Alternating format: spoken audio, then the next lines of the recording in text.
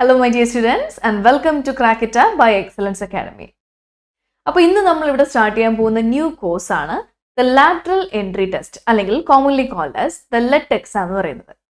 അപ്പോൾ ഈ LET exam എന്ന് പറയുന്നത് is actually a golden opportunity for all diploma students. നിങ്ങൾ ഏത് ഡിപ്പാർട്ട്മെന്റിലാണ് പഠിക്കുന്നതെങ്കിലും നിങ്ങൾക്ക് ബിടെക്കിലോട്ട് ഇപ്പം നിങ്ങൾ ഒരു ഡിപ്ലോമ ഇൻ ഇലക്ട്രോണിക്സ് പഠിക്കുന്ന കുട്ടിയാണെങ്കിലോ ഡിപ്ലോമ ഇൻ മെക്കാനിക്കൽ പഠിക്കുന്ന കുട്ടികളാണെങ്കിലോ നിങ്ങൾക്ക് ഡയറക്റ്റ്ലി ബിടെക് എന്ന് പറയുന്ന 4-year കോഴ്സിന്റെ ഫസ്റ്റ് ഇയർ സ്കിപ്പ് ചെയ്തുകൊണ്ട് സെക്കൻഡ് ഇയറിലേക്ക് ഡയറക്റ്റ്ലി നിങ്ങൾക്ക് കയറാൻ പറ്റുന്ന ഒരു വണ്ടർഫുൾ ഓപ്പർച്യൂണിറ്റിയാണ് നമ്മുടെ ലെറ്റ് എന്ന് പറയുന്ന എക്സാം. ഓക്കെ, ഇത് കണ്ടക്ട് ചെയ്യുന്നത് നമ്മുടെ കേരള ടെക്നോളജിക്കൽ യൂണിവേഴ്സിറ്റി, നമ്മുടെ കേരള യൂണിവേഴ്സിറ്റിയാണ് കണ്ടക്ട് ചെയ്യുന്നത്. അപ്പോൾ ഈ എക്സാം എഴുതാൻ വേണ്ടിയിട്ട് എലിജിബിൾ ആയിട്ടുള്ള കുട്ടികൾ എന്ന് പറയുമ്പോൾ ഡിപ്ലോമയിൽ ഫൈനൽ ഇയർ നിങ്ങൾ കഴിയുന്ന കുട്ടികൾക്കായിരിക്കും നിങ്ങൾക്ക് ഇതിലോട്ട് അപ്ലൈ ചെയ്യാൻ പറ്റുന്ന ഒരു ഓപ്പർച്യൂണിറ്റി ഉള്ളത്. പക്ഷേ ഇതിലേക്ക് വേണ്ടിയിട്ടുള്ള ട്രെയിനിങ് നമ്മൾ സ്റ്റാർട്ട് ചെയ്യേണ്ടത് ആക്ച്വലി കറക്റ്റ് ഈ ടൈമിലാണ്. അതായത് ഇതിന്റെ ലെറ്റ് എക്സാം അവർ വിളിക്കാൻ പോകുന്നത് around the time of April May ആയിരിക്കും. മനസ്സിലായി? അപ്പോൾ അതായത് ഈ വരാൻ പോകുന്ന അടുത്ത വർഷത്തെ ഏപ്രിൽ അല്ലെങ്കിൽ മെയ്യിലാണ് സാധാരണ ഇതിന്റെ എക്സാം വിളിക്കുന്നത്. അതായത് നിങ്ങൾക്ക് പ്രിപ്പയർ ചെയ്യാൻ സ്റ്റാർട്ട് ചെയ്യേണ്ട കറക്റ്റ് ടൈം ഇപ്പോഴാണ്. ഓക്കെ, അപ്പോൾ നമ്മുടെ ഇവിടുത്തെ എക്സലൻസ് അക്കാഡമിയിൽ നമ്മൾ പഠിപ്പിക്കുന്ന ഈ കോഴ്സ് സ്റ്റാർട്ട് ചെയ്തിട്ടുണ്ട്. ഇപ്പോൾ തന്നെ എല്ലാവർക്കും ജോയിൻ ചെയ്യാൻ പറ്റുന്നതാണ്. നമ്മുടെ സ്റ്റഡി പ്ലാൻ അനുസരിച്ച് ഈ വർഷം എൻഡ് ആകുമ്പോൾ, അതായത് ഡിസംബർ എൻഡ് അല്ലെങ്കിൽ ജാനുവരി ഒരു സ്റ്റാർട്ടിങ് ആകുമ്പോഴേക്കും നിങ്ങളുടെ എല്ലാ പോർഷൻസും ആസ് പെർ സിലബസ് നമ്മൾ കംപ്ലീറ്റ് ചെയ്തിരിക്കും. അതിനുശേഷം വരുന്ന ഒരു 2 months ഫുള്ളി നിങ്ങൾക്ക് റിവിഷനും അതുപോലെ മോക്ക് ടെസ്റ്റ് സീരീസും തന്നായിരിക്കും നിങ്ങൾ പ്രിപ്പയർ ചെയ്യാൻ പോകുന്നത്. അപ്പോഴേക്കും ഏപ്രിൽ അല്ലെങ്കിൽ മെയ് എക്സാം വിളിക്കുമ്പോഴേക്കും നിങ്ങൾക്ക് ഡയറക്റ്റ് എഴുതാൻ പറ്റുന്ന രീതിയിലായിരിക്കും നിങ്ങൾ പ്രിപ്പയർ ചെയ്യാൻ പോകുന്നത്. ഓക്കെ, അപ്പോൾ ലെറ്റ് എക്സാമിനെ പറ്റി നിങ്ങൾക്ക് ഓൾറെഡി ഒരു ഐഡിയ ഉണ്ടാവും. ഇനി ഇല്ലാത്ത കുട്ടികൾക്കാണെങ്കിൽ ഞാൻ ജസ്റ്റ് ഒരു ഐഡിയ തരാം. വാട്ട് ഇസ് നമ്മുടെ എക്സാം, എന്താണ് എക്സാമിന്റെ പാറ്റേൺ എന്നുള്ള കാര്യങ്ങളൊക്കെ നമുക്ക് ഡിസ്കസ് ചെയ്യാൻ പറ്റുന്നതാണ്. അപ്പോൾ ബേസിക്കലി ഇപ്പം എക്സലൻസ് അക്കാഡമിയിൽ നമ്മളിപ്പോൾ എക്സലൻസ് അക്കാഡമി സ്റ്റാർട്ട് 2012 ആണ്. അപ്പം തൊട്ടേ നമ്മൾ കൊടുത്തുകൊണ്ട് വരുന്ന ഒരു കോഴ്സാണ് ലെറ്റ് എക്സാം എന്ന് പറയുന്നത്. ആൻഡ് ഇവിടെ നിന്ന് തന്നെ ഈ എക്സാം എഴുതി നമുക്ക് കോച്ചിങ് കഴിഞ്ഞ് ബിടെക്കിലേക്ക് സെക്കൻഡ് ഇയറിൽ തന്നെ കയറിയ ഒത്തിരി കുട്ടികളാണ് ഉള്ളത്. ഓക്കെ, അപ്പോൾ നിങ്ങൾക്ക് കാണാൻ പറ്റും ഇപ്പോൾ എക്സലൻസ് അക്കാഡമിയുടെ റാങ്ക് റെക്കോർഡും നമ്മുടെ പല എക്സാമുകളിലോട്ടുള്ള നമ്മുടെ ആ ഒരു റെക്കോർഡ്സ് ആണ് ഇവിടെ കാണിച്ചേക്കുന്നത്. ഓക്കെ, ഇനി നമ്മളിപ്പോൾ ഈ കോഴ്സ് ഡെലിവർ ചെയ്യുന്നത് through crack it app by Excellence Academy എന്ന് പറയുന്ന നമ്മുടെ ആപ്പ് വഴിയാണ്. ഈ ആപ്പ് നമുക്ക് ആൻഡ്രോയിഡിലായാലും നിങ്ങൾ iOS യൂസർ ആണെങ്കിലും നിങ്ങൾക്ക് ഫോണിൽ യൂസ് ചെയ്യാൻ പറ്റും. ആപ്പ് സ്റ്റോറിലോ പ്ലേ സ്റ്റോറിലോ പോയി crack it app by Excellence Academy എന്ന് സെർച്ച് ചെയ്താൽ മതിയാവും. നിങ്ങൾക്ക് ആദ്യം ഡൗൺലോഡ് ചെയ്യാൻ പറ്റും. ഇനിയല്ല നിങ്ങൾക്ക് വെബ്സൈറ്റ് വേണമെങ്കിൽ crackitapp.com എന്ന് പറയുന്ന നമ്മുടെ വെബ്സൈറ്റ് ഉണ്ട്. അതിൽ കയറുകയാണെങ്കിൽ നിങ്ങൾക്ക് ലാപ്ടോപ്പിലോ ഫോണിലോ ഏത് ഡിവൈസിലാണെങ്കിലും നിങ്ങൾക്ക് യൂസ് ചെയ്യാൻ പറ്റുന്നതാണ്. ഓക്കെ, അപ്പോൾ അതിൽ നമ്മുടെ കോഴ്സ് അവൈലബിൾ ആണ്. ഓക്കെ, ഇപ്പോൾ ജസ്റ്റ് ക്രാക്ക് ആപ്പിൽ ലോഗിൻ ചെയ്യുക. ലോഗിൻ ശേഷം അവർ ജസ്റ്റ് ഒന്ന് രജിസ്ട്രേഷൻ ചോദിക്കും, ലോഗിൻ ചോദിക്കും. ലോഗിൻ ചെയ്ത് നോക്കിയിട്ട് അത് നോക്കുകയാണെങ്കിൽ ഈ കോഴ്സ് കിടപ്പുണ്ട്. ലെറ്റ് എന്ന് പറയുന്ന നമ്മുടെ കോഴ്സ് കിടപ്പുണ്ട്. അപ്പോൾ അതിൻ്റെ അകത്ത് നമ്മുടെ വരുന്ന ആ കോഴ്സിൻ്റെ അകത്ത് തന്നെ പല സബ്ജക്ട്സും നമ്മുടെ ഫുൾ ഡീറ്റെയിൽ സിലബസ് കവർ ചെയ്ത രീതിയിലാണ് കോഴ്സ് ഡിസൈൻ ചെയ്തിരിക്കുന്നത്. സോ ഇപ്പോൾ തന്നെ ആപ്പ് ഡൗൺലോഡ് ചെയ്തേക്കാം. ആൻഡ് നമ്മുടെ ഇപ്പോൾ കാണുന്ന വീഡിയോയുടെ ഡിസ്ക്രിപ്ഷനിൽ നോക്കുകയാണെങ്കിൽ ആപ്പിൻ്റെ ഡയറക്റ്റ് ലിങ്കും ഉണ്ടാവും. അപ്പോൾ അതിൽ നിങ്ങൾക്ക് ക്ലിക്ക് ചെയ്ത് പോകാൻ പറ്റുന്നതാണ്. ഓക്കെ, അങ്ങനെ ആപ്പിനകത്ത് നിങ്ങൾ കയറി നോക്കുകയാണെങ്കിൽ ഇതുപോലത്തെ ഒരു വിൻഡോ ആയിരിക്കും കാണാൻ പോകുന്നത്. അപ്പോൾ കണ്ടപ്പോൾ ഇതിൽ നമുക്ക് അവൈലബിൾ ആയിട്ടുള്ള പല എക്സാംസും ഉണ്ട്. അപ്പോൾ നമുക്ക് AMBA ഇതൊക്കെ PSC കോച്ചിങ് ആണ്.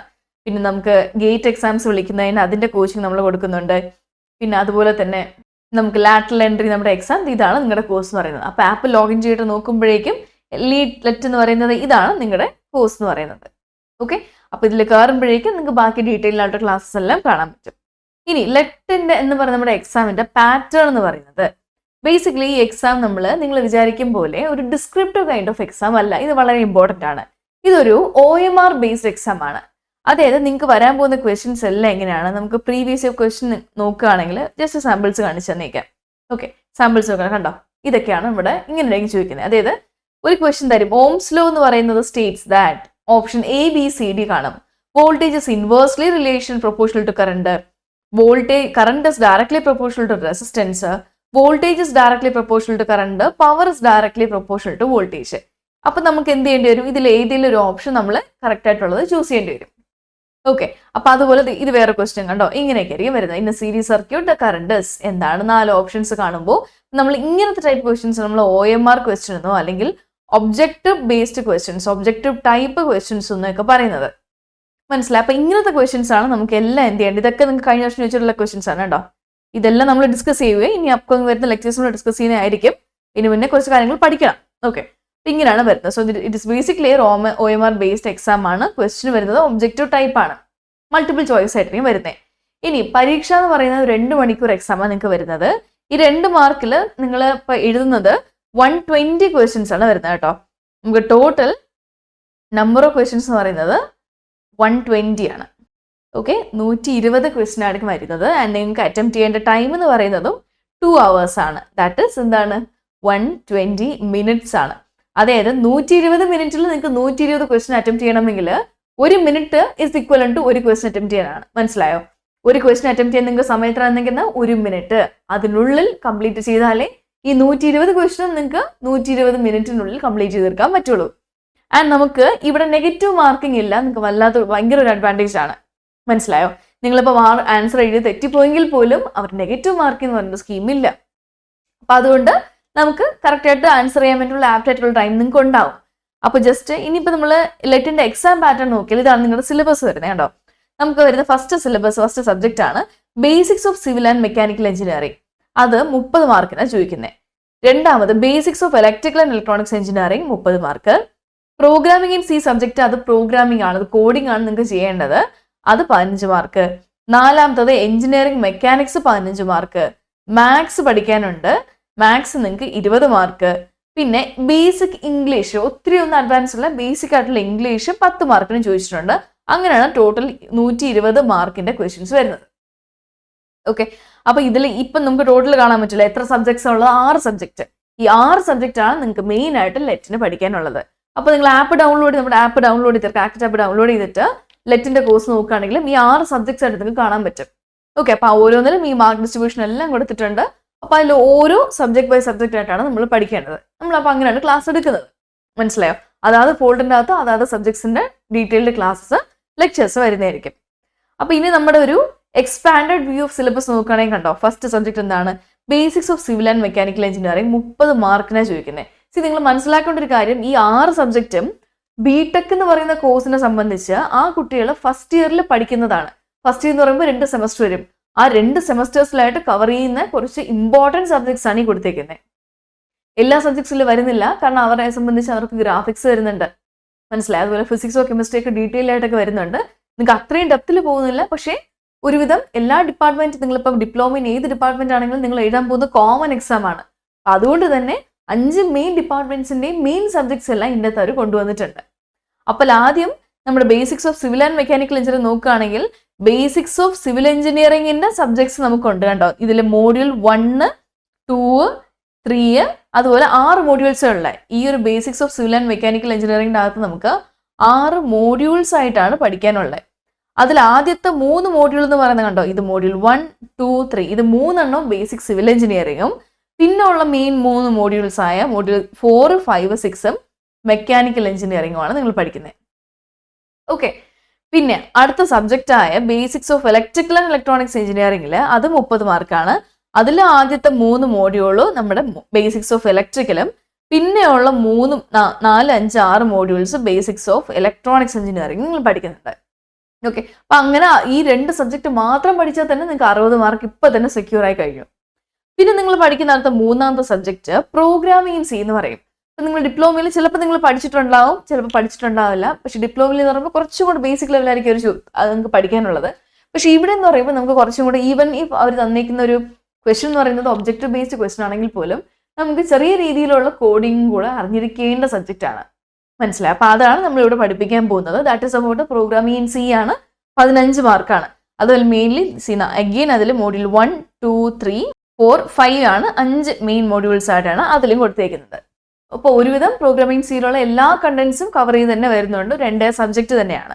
ഓക്കെ, പിന്നെ നമ്മുടെ അടുത്ത സബ്ജക്റ്റ് ഇതിപ്പോൾ 3ാമത്തെ സബ്ജക്റ്റ് ആണ് അല്ലേ, നമ്മുടെ 3ാമത്തെയാണ്. അടുത്തത് 4ാമത്തെ സബ്ജക്റ്റ് വരുന്നതാണ് എഞ്ചിനീയറിംഗ് മെക്കാനിക്സ്.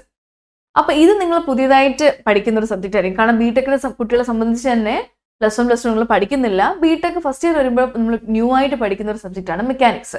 അത് തന്നെയാണ് നിങ്ങൾ ഇവിടെയും പഠിക്കുന്നത് 15 മാർക്കില്. അപ്പൊ അതിൽ നമുക്ക് എഗെയിൻ 1, 2, 3, 4, 5 5 മോഡ്യൂളുണ്ട് 15 മാർക്കിനാണ്. ഓക്കെ, പിന്നെ നമുക്ക് വരുന്നത് മാത്തമെറ്റിക്സ് ആണ്. മാത്തമെറ്റിക്സ് ആണ് നമ്മുടെ 5ാമത്തെ സബ്ജക്റ്റ് എന്ന് പറയുന്നത്. അതും 20 മാർക്കിനാണ് വരുന്നത്. അതിന് വെയിറ്റേജ് കൂടുതലാണ്. കാരണം ഫസ്റ്റ് ഇയറിൽ ബിടെക്കിൽ നിങ്ങൾക്ക് കുട്ടികൾക്ക് 2 മാത്സാണ് പഠിക്കാനുള്ളത്, 2 സെമ്മിലായിട്ട്. അത് 2ഉം കൂടെ കമ്പൈൻ ചെയ്താണ് നിങ്ങൾക്ക് ഇവിടെ ഒറ്റ മാത്സ് ആയിട്ട് കൊടുത്തേക്കുന്നത്. അപ്പൊ അത്യാവശ്യം കണ്ടന്റ് ഉണ്ട്, കണ്ടന്റിൽ നിന്നല്ല കണ്ടന്റ് ഉണ്ട്. അപ്പൊ പഠിക്കാനും നമുക്ക് അത്യാവശ്യം സമയം വേണം. അപ്പൊ ആദ്യത്തെ മോഡ്യൂളിൽ കണ്ടോ നമ്മൾ ലീനിയർ ഓൾജിബ്ര, രണ്ടാമത്തെ മോഡ്യൂളിൽ നമ്മൾ multi variable differential integration, differentiation integration നമ്മൾ +1 +2 പഠിക്കുന്ന തന്നെയാണ്. പക്ഷെ അത് കുറച്ചും കൂടെ നമുക്ക് ഡീറ്റെയിൽ ആയിട്ട് മൾട്ടി വേരിയബിൾ വരും. 2 variable, 3 variable, 2 limit, 3 double integral, triple integral അങ്ങനെയൊക്കെ പഠിക്കേണ്ടി വരും. പിന്നെ module 3 sequence and series, geometric series, Taylor series അതൊക്കെ പഠിക്കേണ്ടി വരും. പിന്നെ നമുക്ക് മോഡ്യൂൾ 4 വന്നിട്ട് കാൽക്കുലസ് പഠിക്കുക. മോഡ്യൂൾ 5 വന്നിട്ട് ODE അല്ലെങ്കിൽ ഓർഡിനറി ഡിഫറൻഷ്യൽ ഇക്വേഷനും കുറച്ച് ട്രാൻസ്ഫോംസ് ആയ ലാപ്ലാസും ഫൊറിയർ ട്രാൻസ്ഫോമാണ് പഠിക്കേണ്ടത്. അപ്പോൾ ഇത്ര ആകുമ്പോഴേക്കും നിങ്ങൾക്ക് മാത്സും കഴിഞ്ഞു. പിന്നെ നമുക്ക് വരുന്ന അവസാനത്തെ മോഡ്യൂളായ അടുത്ത സബ്ജക്റ്റ് ആയ ഇംഗ്ലീഷ് ആണ് 10 മാർക്കിന്. അത് ബേസിക് ആയിട്ടായിരിക്കും വരുന്നത്. ഇപ്പൊ ഇംഗ്ലീഷിൽ നമുക്ക് മൊത്തം 10 മാർക്കിനാണ് ചോദിക്കുന്നത്. അതിൽ 5 മാർക്ക് എന്ന് പറയുന്നത് അവരൊരു പാസേജ് തന്നേക്കും, ഒരു സ്റ്റേറ്റ്മെന്റ് തന്നിട്ട് അതിൽ നിന്നായിരിക്കും ക്വസ്റ്റ്യൻ ചോദിക്കുന്നത്. ഒരു സെന്റൻസ് നമ്മൾ വായിച്ച് പാരഗ്രാഫ് വായിച്ചിട്ട് അതിൽ നിന്നുള്ള ക്വസ്റ്റ്യൻസ് ചോദിക്കും, നിങ്ങൾ ആൻസർ ചെയ്യുക. അപ്പൊ അതായിരിക്കും 5 മാർക്കിനും. ബാക്കി 5 മാർക്കിന് വരുന്നത് ബേസിക് ഗ്രാമറും ജനറൽ ഇംഗ്ലീഷും +2 സ്റ്റാൻഡേർഡിൽ വരുന്നതാണ് ചോദിക്കുന്നത്.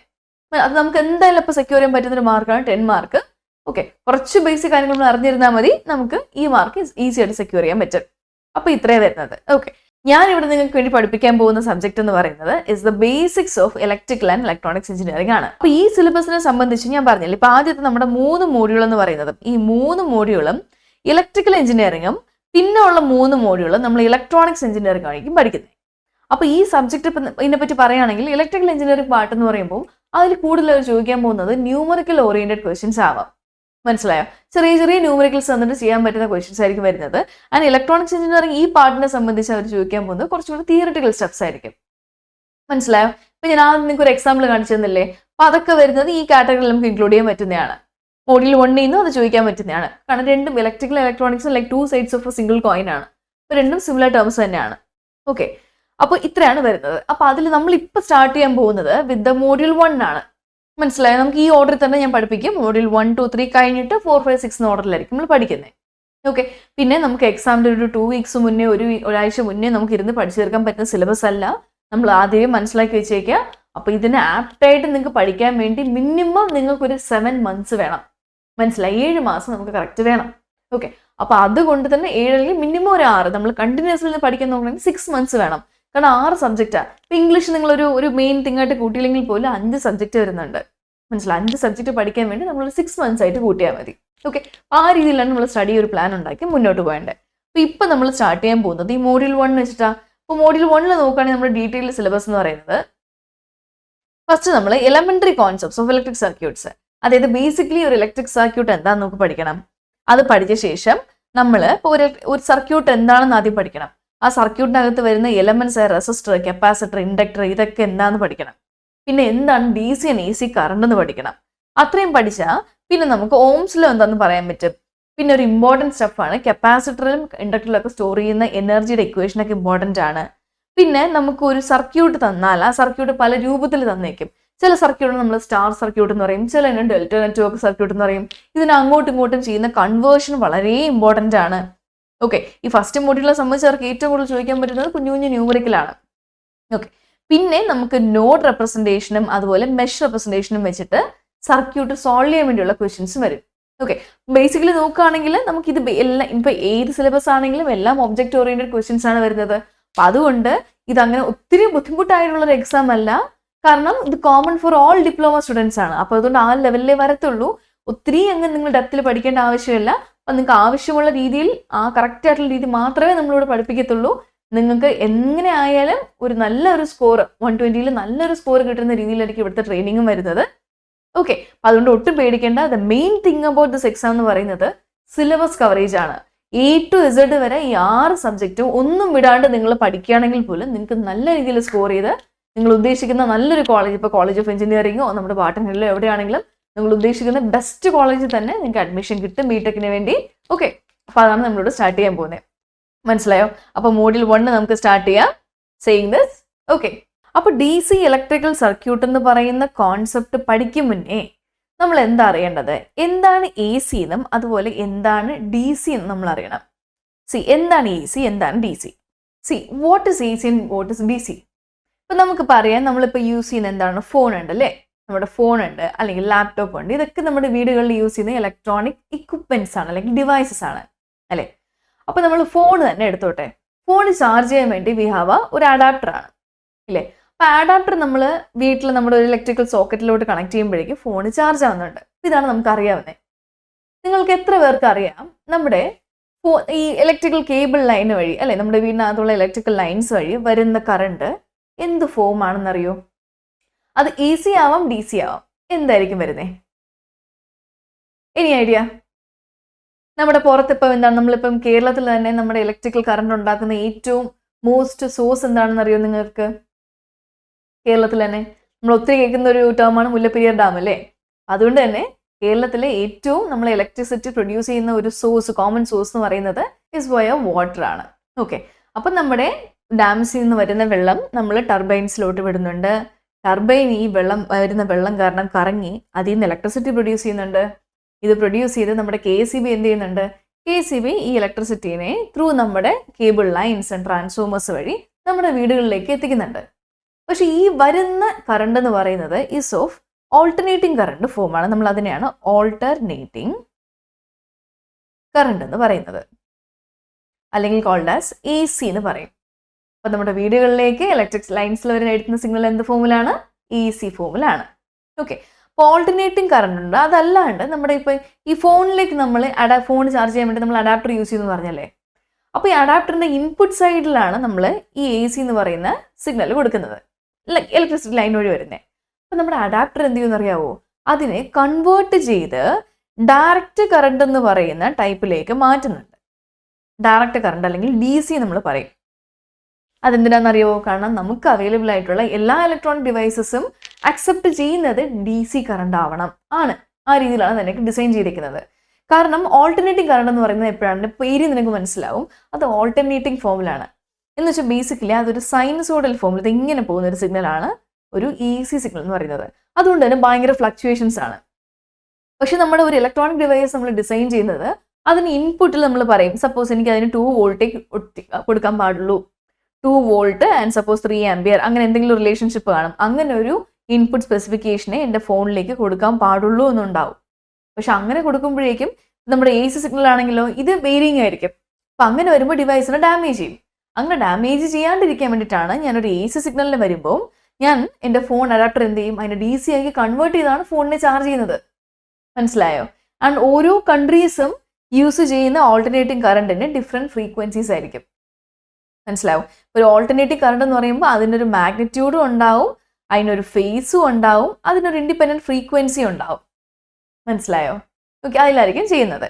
ആൻഡ് നമ്മൾ പറയുന്നത് ഫ്രീക്വൻസി എന്ന് പറയുമ്പോൾ ഓഫ് AC സിഗ്നൽ എന്ന് പറയുന്നത് ഒരു ഹൈ ഫ്രീക്വൻസി ആയിരിക്കും. ഇനി ഒരു DC സിഗ്നലിൻ്റെ കേസ് പറയുമ്പോഴോ അതിൻ്റെ ഫ്രീക്വൻസി എന്ന് പറയുന്നത് ഇസ് വെരി ലോ ആണ്. ഐഡിയലി 0 പറയും, അതിൻ്റെ ഫ്രീക്വൻസി വെരി ലോ ആയിരിക്കും നമ്മൾ പറയുന്നത്. And it is of A constant value. മനസ്സിലായി? അപ്പം നമ്മൾ 2 വോൾട്ടിന് സെറ്റ് ചെയ്യുകയാണെങ്കിൽ ഡയറക്റ്റ് കറണ്ട് നമ്മൾ ഗ്രാഫ് വരച്ചാൽ ഇങ്ങനെ ആയിരിക്കും. ഓൾവേസ് ടൈം നമ്മൾ 0 തൊട്ട് ഇൻഫിനിറ്റി വരെ ഇങ്ങനെ പോകുമ്പോഴേക്കും 2 വോൾട്ടിൻ്റെ വാല്യൂ ഇങ്ങനെ തന്നെ പോകും, വേണ്ട കോൺസ്റ്റന്റ് ഇങ്ങനെ പോയിക്കൊണ്ടേയിരിക്കും. പക്ഷേ ഓൾട്ടർനേറ്റിംഗ് കറണ്ട് ആണെങ്കിലോ നമ്മളിങ്ങനെ വരയ്ക്കുകയാണെങ്കിൽ ടൈം പോകുന്നുണ്ട്. ദിസ് ഇസ് ദി ആക്സിസ് എങ്കിൽ ഇത് വോൾട്ടേജ് ആണ്, ഇതും വോൾട്ടേജ് ആണ്. അപ്പോൾ ടൈം 0 to ഇൻഫിനിറ്റി പോകുമ്പോഴേക്കും നമ്മുടെ ഈ വാല്യൂ എന്ത് പറ്റുന്നുണ്ട്, ഇത് മാറി മാറി വരും കേട്ടോ. മാക്സിമം വാല്യൂ 2 വോൾട്ട് ആവാം, പക്ഷെ 0 നിന്ന് 2 കൂടും, 2 നിന്ന് 0 കൂടും, ഈ 0 നിന്ന് -2 പോകും. ഇങ്ങനെ മാറി മാറി ഫ്ലക്ച്വേറ്റ് ചെയ്തുകൊണ്ടേയിരിക്കും. ഡയറക്ഷന് മാറി മാറിക്കൊണ്ടിരിക്കും. ഇതാണ് the difference between alternating current and direct current.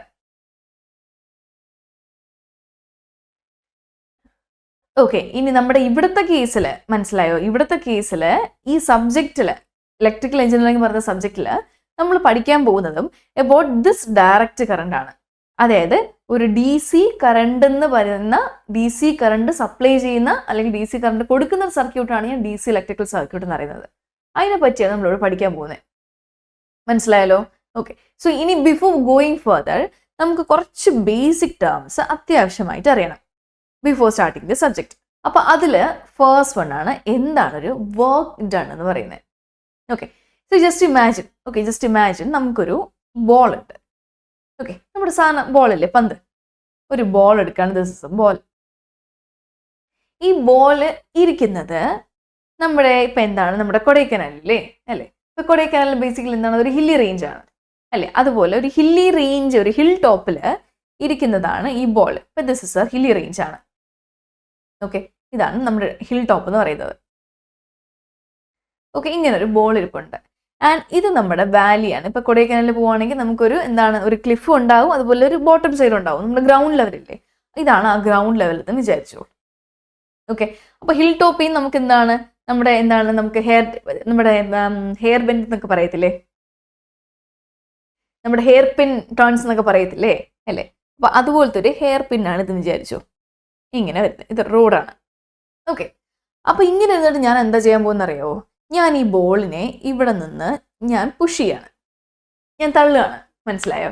Okay, അപ്പോൾ ഒരു മുകളിലിരിക്കുന്ന സാധനത്തിനെ ഞാൻ പുഷ് ചെയ്യുമ്പോൾ ബേസിക്കലി എന്താ കൊടുക്കുന്നത്, ഞാനൊരു ഫോഴ്സ് അപ്ലൈ ചെയ്യില്ലേ, എഫ് അല്ലേ. ആൻഡ് വി നോ ദാറ്റ് നമ്മൾ ഒരു സാധനത്തിന് ഒരു ഫോഴ്സ് കൊടുത്താൽ ആ സാധനം എന്ത് ചെയ്യും, മൂവ് ചെയ്യും അല്ലേ. നമ്മൾ കൊടുക്കുന്ന ഫോഴ്സ് ഈ ഡയറക്ഷനിലാണെങ്കിൽ ആ സാധനം ഇങ്ങോട്ട് മൂവ് ചെയ്യും. ഞാൻ ഇങ്ങോട്ട് ഫോഴ്സ് അപ്ലൈ ചെയ്താൽ ആ സാധനം ഇങ്ങോട്ട് മൂവ് ചെയ്യും. സോ ഞാൻ ഇവിടെ നിന്ന് ഇങ്ങോട്ട് ഫോഴ്സ് കൊടുക്കുന്ന കാരണം ഈ ബോൾ എന്ത് ചെയ്യും, മുന്നോട്ട് നീങ്ങും. ആ നീങ്ങുന്നതാണ് ഞാൻ ഡിസ്പ്ലേസ്മെന്റ് എന്ന് പറയുന്നത് അല്ലേ. ഡിസ്പ്ലേസ്മെന്റ് ഡി എന്ന് ഞാൻ പറയുന്നുണ്ട്. മനസ്സിലായോ? അപ്പോൾ ഈ ബോളിൽ ഞാനൊരു ഫോഴ്സ് കൊടുത്ത് എന്ത് പറ്റും, അത് നീങ്ങും, ഓബിയസ്ലി നീങ്ങും. ഓക്കെ, അപ്പോൾ ഇവിടെ നമ്മൾ പറയുന്ന ഒരു ടേം ആണ് വർക്ക് ഡൺ എന്ന് പറയുന്നത്. അതായത് basically work done is defined as the force into displacement ആണ്. മനസ്സിലായോ? ഒരു മൂവ് ചെയ്യാതിരിക്കുന്ന ഒരു ഓബ്ജക്റ്റിൽ ഞാനൊരു ഫോഴ്സ് കൊടുക്കുന്ന കാരണം അത് നീങ്ങി. ആ നീങ്ങുന്ന ആ ഒരു ടേം, ആ ഒരു പ്രോഡക്റ്റ് ടേമിനാണ് ഞാൻ വർക്ക് ഡൺ എന്ന് പറയുന്നത്. മനസ്സിലായോ? അതായത് ഞാനിപ്പോൾ ഈ ബോൾ പുഷ് ചെയ്ത ആരാണ്, ഞാനാണ് അല്ലേ. ഇപ്പം ഞാനിപ്പോൾ രാവിലെ ഫുഡൊക്കെ കഴിച്ചു. ഫുഡൊക്കെ കഴിക്കുന്ന കാരണം ആ ഫുഡ് എൻ്റെ ബോഡിക്കകത്ത് പോയി, അത് ഡീകമ്പോസ് ആയി, ബോഡിക്കകത്ത് പോയി, അതിനെ ബ്രേക്ക് ഡൗൺ ആയി. എനിക്ക് ആവശ്യമുള്ള എനർജി എൻ്റെ ബോഡിയിലുള്ള എല്ലാ സെൽസും എന്ത് ചെയ്യുന്നുണ്ട്, ഗെയിൻ ചെയ്തെടുക്കുന്നുണ്ട് ഫ്രം ദ ഫുഡ് ഈറ്റ്. അപ്പൊ എനിക്ക് കുറച്ച് എനർജി ഉണ്ട് അല്ലേ. And we know the principle that ഫിസിക്സിൽ ഒരു ഇമ്പോർട്ടൻറ്റ് പ്രിൻസിപ്പിൾ ആണ്, energy can neither be created nor be destroyed അല്ലേ. അപ്പൊ അതുകൊണ്ട് ഞാൻ ആർജിച്ച് വെച്ചേക്കുന്ന എൻ്റെ എനർജി എന്ന് പറയുന്നത്, ഞാനൊരു ബോൾ പുഷ് ചെയ്യുമ്പോഴേക്കും എന്ത് ചെയ്യുന്നുണ്ട്, ഈ എനർജീനെ ഞാൻ ട്രാൻസ്ഫർ ചെയ്യുന്നുണ്ട്. ഏതിലോട്ട്? ആ ബോളിലോട്ട്. ആ ബോളിലോട്ട് ട്രാൻസ്ഫർ ചെയ്യുമ്പോഴേക്കും ആ ബോൾ ഇനീഷ്യലി അറ്റ് റെസ്റ്റിലാണ് ഇരിക്കുന്നത് അല്ലെ, അനങ്ങാണ്ടാണ് ഇരിക്കുന്നത്. അതായത് ആ ബോളിന്റെ എനർജി എന്ന് പറയുമ്പോൾ എന്താണ്, പൊട്ടൻഷ്യൽ എനർജി ആയിരിക്കും അല്ലേ. ആൻഡ് ഞാൻ ഈ ബോളിനെ പുഷ് ചെയ്യുമ്പോഴേക്കും എൻ്റെ ബോഡിയിലുള്ള എൻ്റെ എനർജി ഞാൻ ആ ബോളിലേക്ക് ട്രാൻസ്ഫർ ചെയ്യാണ്. ട്രാൻസ്ഫർ ചെയ്യുമ്പോഴേക്കും ആ ബോൾ അനങ്ങുന്നുണ്ടെങ്കിൽ വിച്ച് മീൻസ് ദാറ്റ് ആ ബോളിൽ ഉണ്ടായിരുന്ന പൊട്ടൻഷ്യൽ എനർജി മാറി അവിടെ കൈനറ്റിക് എനർജി ഉണ്ടായിട്ടുണ്ട് അല്ലേ. മൂവിങ് ഒബ്ജക്ട്സിൽ കാണുന്ന എനർജിയാണ് കൈനറ്റിക് എനർജി. പിന്നെ ബോൾ അല്ലെങ്കിൽ ഒബ്ജക്ട് സെറ്റ് റെസ്റ്റ് ആകുമ്പോഴേക്കും നമ്മൾ പറയുന്നതാണ് it has a potential energy. മനസ്സിലായല്ലോ? So this is how it goes. അപ്പൊ നമ്മുടെ ബയോളജിക്കൽ എനർജി കൺവേർട്ടായി അത് പൊട്ടൻഷ്യൽ എനർജിയിൽ നിന്ന് കൈനറ്റിക് എനർജിയിലോട്ട് മാറിയിട്ടുണ്ട്. അത് കാരണം ഈ ബോൾ എന്ത് ചെയ്യും, മൂവ് ചെയ്യുന്നുണ്ട്. മനസ്സിലായോ? സോ നമ്മൾ എന്താ പറയുന്നത്, സോ ഇനീഷ്യലി ഈ ബോളിലോട്ട് ഒരു വർക്ക് ഈസ് ബീങ് ഡൺ എന്ന് എനിക്ക് പറയാം. മനസ്സിലായോ? നമ്മൾ ഫോഴ്സ് കൊടുക്കുന്ന കാരണം, അത് അനങ്ങിയത് കാരണം, ആ work is done on the ball. മനസ്സിലായല്ലോ? ഓക്കെ, കാരണം എന്താണ്, വർക്ക് നടക്കണമെങ്കിൽ അവിടെ ഒരു എനർജി നടന്നിട്ടുണ്ട്, ഒരു ട്രാൻസ്ഫർ ഓഫ് എനർജി നടന്നിട്ടുണ്ടെങ്കിലാണ് വർക്ക് നടക്കുന്നത്. ഇതെല്ലാം റിലേറ്റഡ് ടേംസ് ആണ്. സോ ഈ വർക്ക്, എനർജി, പവർ എന്ന് പറയുന്നത് മൂന്നും നമ്മൾ ഈ 2 മോഡ്യൂളിലും, നിങ്ങളിപ്പോൾ ഒരു ഗ്രൂപ്പ് ബി സ്റ്റുഡൻ്റ് ആണെങ്കിൽ നിങ്ങളെ പ്രത്യേകിച്ച് ഇനി അങ്ങോട്ട് എല്ലായിടത്തും നിങ്ങൾ കോമൺലി യൂസ് ചെയ്യാൻ പോകുന്ന ടേം ആണ്. പക്ഷെ പിന്നെ ഒരിക്കലും നമ്മൾ എന്താണ് വർക്ക് എന്താണെന്ന് പവർ എന്താണെന്ന് ഡിഫൈൻ ചെയ്യാൻ പോകില്ല. കാരണം it should be understood by you. മനസ്സിലായോ? അതുകൊണ്ട് ഇവിടെ അത് ക്ലിയർ ആക്കി പോവാ, എന്താണ് ഈ ബേസിക് കോയിൻ ടേംസ് എന്ന് പറയുന്നത്. Coin terms. ഓക്കെ, അപ്പോൾ ഇവിടെ ആ ഡെഫിനിഷൻ നോക്കിയേ. വർക്ക് ഡൺ എന്ന് പറയുന്നത് is the amount of energy required to move an electrical charge to a potential difference. See, ഞാനിപ്പോൾ ഈ പറഞ്ഞ കേസ് എന്താണ്, ഈ പറഞ്ഞ കേസ് എന്ന് പറയുമ്പോൾ നമ്മൾ ഈ ബോളിനെ തള്ളി അല്ലേ, അപ്പം അത് നീങ്ങി, എന്നിട്ട് ഹിൽ ടോപ്പിൽ നിന്ന് എന്താണ് അതിങ്ങനെ ഉരുണ്ട് വന്ന് നമ്മുടെ വാലിയിൽ എത്തുമ്പോഴേക്കും ഒരു പോയിന്റ് കഴിയുമ്പോഴേക്കും നിൽക്കും. അതായത് ഈ ഹിൽ ടോപ്പ് എന്ന് പറയും, ജസ്റ്റ് ഇപ്പോൾ ഈ എൻറ്റയർ തിങ്ങിനെ ഞാനിപ്പോൾ ball and hill top case പറഞ്ഞാൽ നിങ്ങളൊരു ഇലക്ട്രിക്കൽ ചാർജ് കോൺസെപ്റ്റിലേക്ക് ആലോചിക്കണം. അതിനാണ് ഞാൻ എക്സാമ്പിൾ പറഞ്ഞത്. ഓക്കെ, ഞാൻ ഈ പറഞ്ഞ ഈ ചാർജസ് ഇല്ലേ, ഈ പറഞ്ഞ ബോളിനെ നിങ്ങളൊരു ചാർജ് ആയിട്ട് അസ്യൂം ചെയ്യുക. ചാർജ് എന്ന് പറയുമ്പോൾ നമ്മൾ ക്യൂ ആയിട്ട് പറയും. നമുക്ക് 2 ടൈപ്പ് ചാർജ് ഉണ്ട്, പോസിറ്റീവ് ചാർജും നെഗറ്റീവ് ചാർജും ഉണ്ട് ഇലക്ട്രിസിറ്റിയിൽ നമ്മൾ പറയുന്നത് അല്ലേ. അപ്പോൾ ഇതൊരു ചാർജാണ്. അപ്പോൾ ഈ ചാർജ് ഇരിക്കുന്നത് ഈ ഹിൽ ടോപ്പ് എന്ന് പറയുമ്പോൾ അതൊരു ഹൈ റേഞ്ച് അല്ലേ. ഒരു ഹൈ റേഞ്ച് എന്ന് പറയുമ്പോൾ it is equivalent to high potential ആണ്. മനസ്സിലായോ? It is equivalent to high potential എന്ന് എനിക്ക് പറയാൻ പറ്റും. ആൻഡ് ഇത് കുറച്ച് കഴിയുമ്പോഴേക്കും എന്ത് പറ്റുന്നുണ്ട്, ഡിസെൻഡ് ചെയ്ത് താഴെ വന്ന് നമ്മുടെ ലോ പൊട്ടൻഷ്യലിലേക്ക് വരുന്നെന്നും പറയാം. അപ്പോൾ ഗ്രൗണ്ട് ആണ് എൻ്റെ ലോ പൊട്ടൻഷ്യൽ എന്ന് പറയുന്നുണ്ട്. മനസ്സിലായല്ലോ? അപ്പോൾ നമ്മൾ എന്താ പറയുന്നത്, ഇപ്പം ഇതൊരു സർക്യൂട്ടാണെന്ന് വിചാരിച്ചു. ഇതൊരു ക്ലോസ്ഡ് ആയിട്ടുള്ള ഒരു പാത്താണ്. അപ്പോൾ അതുകൊണ്ട് ഈ ബോൾ റെപ്രസെൻറ്റിങ് ചാർജ് ഒരു പോയിന്റിൽ നിന്ന് വേറൊരു പോയിന്റിലേക്ക് ഇങ്ങനെ ഉരുണ്ട് വന്നിട്ടുണ്ട്. അപ്പം നമ്മൾ വർക്ക് ഡിഫൈൻ ചെയ്യുന്നത് എന്താണ്? Amount of energy needed. എത്രമാത്രം ഇതൊരു എനർജി ഉണ്ടെങ്കിലല്ലേ താഴെ പോവുള്ളൂ അല്ലേ? പൊട്ടൻഷ്യൽ എനർജി മാറി കൈനറ്റിക് എനർജി ആയപ്പോഴാണ് ഉരുണ്ട് താഴെ വന്നത്. സോ എത്രമാത്രം energy is required to move an electrical charge through a potential difference. Potential difference എന്ന് പറയുന്ന കാരണം എന്താണെന്നറിയാവോ? ഡിഫറൻസ് എന്ന് പറയുമ്പോൾ എന്താണ്? Difference between potential. നമുക്ക് ഇവിടെ ഒരു ഹൈ പൊട്ടൻഷ്യൽ ഉണ്ടായിരുന്നു, ഇവിടെ ലോ പൊട്ടൻഷ്യൽ ഉണ്ടായിരുന്നു അല്ലേ? ഒരു ചാർജ് ഹൈ പൊട്ടൻഷ്യലിൽ നിന്ന് ലോ പൊട്ടൻഷ്യലിലേക്ക് വരാനായിട്ട് എത്രമാത്രം എനർജിയാണ് യൂസ് ചെയ്തത്, അതാണ് നമ്മൾ എന്ത് പറയുന്നത്? ആ വർക്ക് ഡൺ എന്ന് പറയുന്നത്. സോ ഈ difference between high and low ആണ് നമ്മൾ പൊട്ടൻഷ്യൽ ഡിഫറൻസ് എന്ന് പറയുന്നത്. പൊട്ടൻഷ്യൽ ഡിഫറൻസ് എന്ന് പറയുന്നത് PED എന്ന് പറയാറുണ്ട്. That is defined as voltage. മനസ്സിലായോ? Potential difference is the difference between high voltage and low voltage, അല്ലെങ്കിൽ high potential and low potential ആണ് നമ്മൾ വോൾട്ടേജ് അല്ലെങ്കിൽ പൊട്ടൻഷ്യൽ ഡിഫറൻസ് എന്ന് കോയിൻ ചെയ്ത് പറയുന്ന ടേം. ക്ലിയർ അല്ലേ? So that is the meaning of എന്താണ്? Work done. അപ്പോൾ ഇനി എനർജി എന്താണ്? എനർജി പല ടൈപ്പ് ഉണ്ടല്ലേ? നമുക്ക് ബയോളജിക്കൽ എനർജി ഉണ്ട്, നമുക്ക് കെമിക്കൽ എനർജി ഉണ്ട്, ഫിസിക്കൽ എനർജി, പല രീതിയിൽ നമുക്ക് ഡിവൈഡ് ചെയ്യാൻ പറ്റും. And energy is the ability of the system to perform work. അത് നമ്മളിപ്പോൾ ആദ്യം പറഞ്ഞ ബോളിന്റെ കേസ് ആയാലും ആ ബോളിന് ഒരു വർക്ക് ചെയ്യണമെങ്കിൽ work is force into displacement. അതായത് ബോളിന് അനങ്ങണമെങ്കിൽ, അതിന് നീങ്ങണമെങ്കിൽ ദിസ് ബോളിന് എന്ത് വേണം? എനർജി ഉണ്ടാവണം. Biological energy converted to kinetic അല്ലേ? ആ ഒരു ട്രാൻസ്ഫോർമേഷനോട് നിന്നില്ലേ? അപ്പൊ അതാ പറഞ്ഞത്, energy is the ability of the system to perform work. Work ചെയ്യണമെങ്കിൽ അവിടെ എനർജി ഉണ്ടാവണം, അതാണ് മീനിങ്. ഓക്കെ, അപ്പൊ അതുപോലെ എന്താണ് പവർ എന്ന് പറയുന്നത്? പവർ എന്ന് പറയുന്നത് is the rate at which work is done, അല്ലെങ്കിൽ rate at which energy is transferred or consumed, അല്ലെങ്കിൽ and power tells us how fast electrical circuit is being used അല്ലെങ്കിൽ ഡെലിവേർഡ്. എന്ന് വെച്ചാൽ മീനിങ് ഇത്രയേ ഉള്ളൂ. നമുക്ക് ഈ ഫസ്റ്റ് ഡെഫിനിഷൻ നോക്കിയേ. പവർ എന്ന് പറയുന്നത് is the rate at which work is done. Rate എന്ന് പറയുന്നത് എന്താണ്? ടൈം റേറ്റ് നമ്മൾ പറയുന്നത്. അതായത് rate at which work is done എന്ന് വെച്ചാൽ നമ്മുടെ വർക്ക് ഡൺ ഞാൻ W ജൂൾസ് എന്ന് പറയാണ്. W ജൂൾസ് ആണ് എനർജിയുടെ SI യൂണിറ്റ് വരുന്നത്. ഇത്രയും ജൂൾസ് ഓഫ് എനർജിയാണ് ചെയ്തത്, അങ്ങനെ നമ്മൾ ഡിഫൈൻ ചെയ്യുന്നത്. അപ്പം W joules of energy, okay, which is used അല്ലെങ്കിൽ കൺസ്യൂംഡ്. കാരണം പവർ നമുക്ക് ഡെലിവറും ചെയ്യാം, കൺസ്യൂമും ചെയ്യാം. ചില ഡിവൈസസ് പവർ എന്ത് ചെയ്യും? അബ്സോർബ് ചെയ്യും. ചില ഡിവൈസസ് എന്ത് ചെയ്യും? പവർ കൊടുക്കും, ഡെലിവറി ചെയ്യും, പ്രൊഡ്യൂസ് ചെയ്യും. അങ്ങനത്തെ 2 കാറ്റഗറി ഓഫ് പവേഴ്സ് ഉണ്ട്, 2 കാറ്റഗറി ഓഫ് ഡിവൈസസ് ഉണ്ട്. അപ്പൊ അങ്ങനെ പറയുകയാണെങ്കിൽ W ജൂൾസ് ഓഫ് എന്താണ്? എനർജി അറ്റ് എന്താണ്? പെർട്ടിക്കുലർ ടൈം, അല്ലെങ്കിൽ ഡ്യൂറിങ് എ പെർട്ടിക്കുലർ ടൈം. ഇതാണ് നമ്മൾ പവർ എന്ന് പറയുന്നത്. ഇനി പവറിനെ നമ്മൾ rate at which work is done എന്ന് പറയുകയാണെങ്കിൽ അതിൻ്റെ മീനിങ് എന്താന്ന് പറയുമ്പോൾ, നമ്മൾ ഇപ്പം നമ്മൾ വർക്കിനെ നമ്മൾ W എന്ന് പറഞ്ഞല്ലേ. അപ്പം W എന്ന് പറയുന്ന വർക്ക് ഡൺ എന്ന് പറയുന്ന പാരാമീറ്റർ ചേഞ്ച് ഇൻ ടൈം കാരണം, അതായത് ഞാനിപ്പോൾ പറയാണ്, ഇപ്പോൾ ടൈം ആക്സസിൽ ഇത് ടൈം ആക്സസ് ആണ്, ഇത് ടൈം T1 ഇത് ടൈം T2 ആണെന്ന് വിചാരിച്ചു. അപ്പോൾ ഈ ഒരു ടൈം ഇൻ്റർവെല്ലിന് ഉള്ളിൽ, അതാണ് ഇപ്പോൾ T2 മൈനസ് T1 അല്ലേ, അതാണ് difference in time. T2 minus T1 എന്ന് പറയുന്നതാണ് rate of change of time എന്ന് പറയുന്നത്. അതായത് ടൈമിൻ്റെ ചെറിയൊരു ഇൻ്റർവെൽ, അതിനാണ് ഞാൻ DT എന്ന് പറയുന്നത്. മനസ്സിലായോ? DT എന്ന് പറയുന്നത് it's A small fraction of time interval. ആ ടൈം ഇൻ്റർവെൽ ഉള്ളിൽ എത്രമാത്രം വർക്കാണ് നടന്നത്, അപ്പം അതിനെ ഞാൻ DW എന്ന് പറയും. W is A total work done. അപ്പം അതിൻ്റെ ഒരു പാർട്ട്, ഒരു ഡിഫറൻഷ്യൽ പാർട്ടാണ് DW, which is taking part in A differential unit of time DT. ഒരു ചെറിയ ടൈം Tയിൽ എത്രമാത്രം വർക്ക് ഡൺ എന്ന് പറയുന്ന ടേമാണ് dW/dt എന്ന് പറയുന്നത്. അതിനെയാണ് നമ്മൾ പവർ എന്നും ഡിഫൈൻ ചെയ്യുന്നത്. മനസ്സിലായോ? ഓക്കെ, ഇനി ഇപ്പം നമ്മളിപ്പോൾ പറഞ്ഞു പവർ എന്ന് പറയുന്നത് എന്താണ്? Power is defined as dW/dt അല്ലേ. അപ്പം അങ്ങനെയാണെങ്കിൽ ജസ്റ്റ് ഞാൻ ഇതിനെ അങ്ങോട്ടൊന്ന് മൾട്ടിപ്ലൈ ആണ്, ക്രോസ് മൾട്ടിപ്ലൈ ചെയ്യാണ്. അപ്പോൾ എനിക്ക് എന്ത് കിട്ടും? P/dt ഈക്വൽ ടു dW എന്ന് കിട്ടും. ഇനി 2 സൈഡൊന്ന് ഇൻ്റഗ്രേറ്റ് ചെയ്താലോ? Integral P/dt equal to integral of differential of work done എന്നാണ്? W ആണ്. ഇങ്ങനെ ഡിഫൈൻ ചെയ്യും. അതായത് work done is equal to integral of power into DT എന്ന് ഡിഫൈൻ ചെയ്യാൻ പറ്റും. അതായത് ഇതിൻ്റെ മീനിങ് എന്താണെന്ന് അറിയാം. നമ്മളിപ്പോൾ 2 ടേംസാണ് പഠിച്ചത്. ഒന്നെന്ന് പറയുന്നത് power is defined as dW/dt, രണ്ടാമത്തത് W equal to integral P/dt. മനസ്സിലായോ? ഓക്കെ, അതായത് വർക്ക് ഡൺ എന്നൊരു ടേം ഉണ്ട്.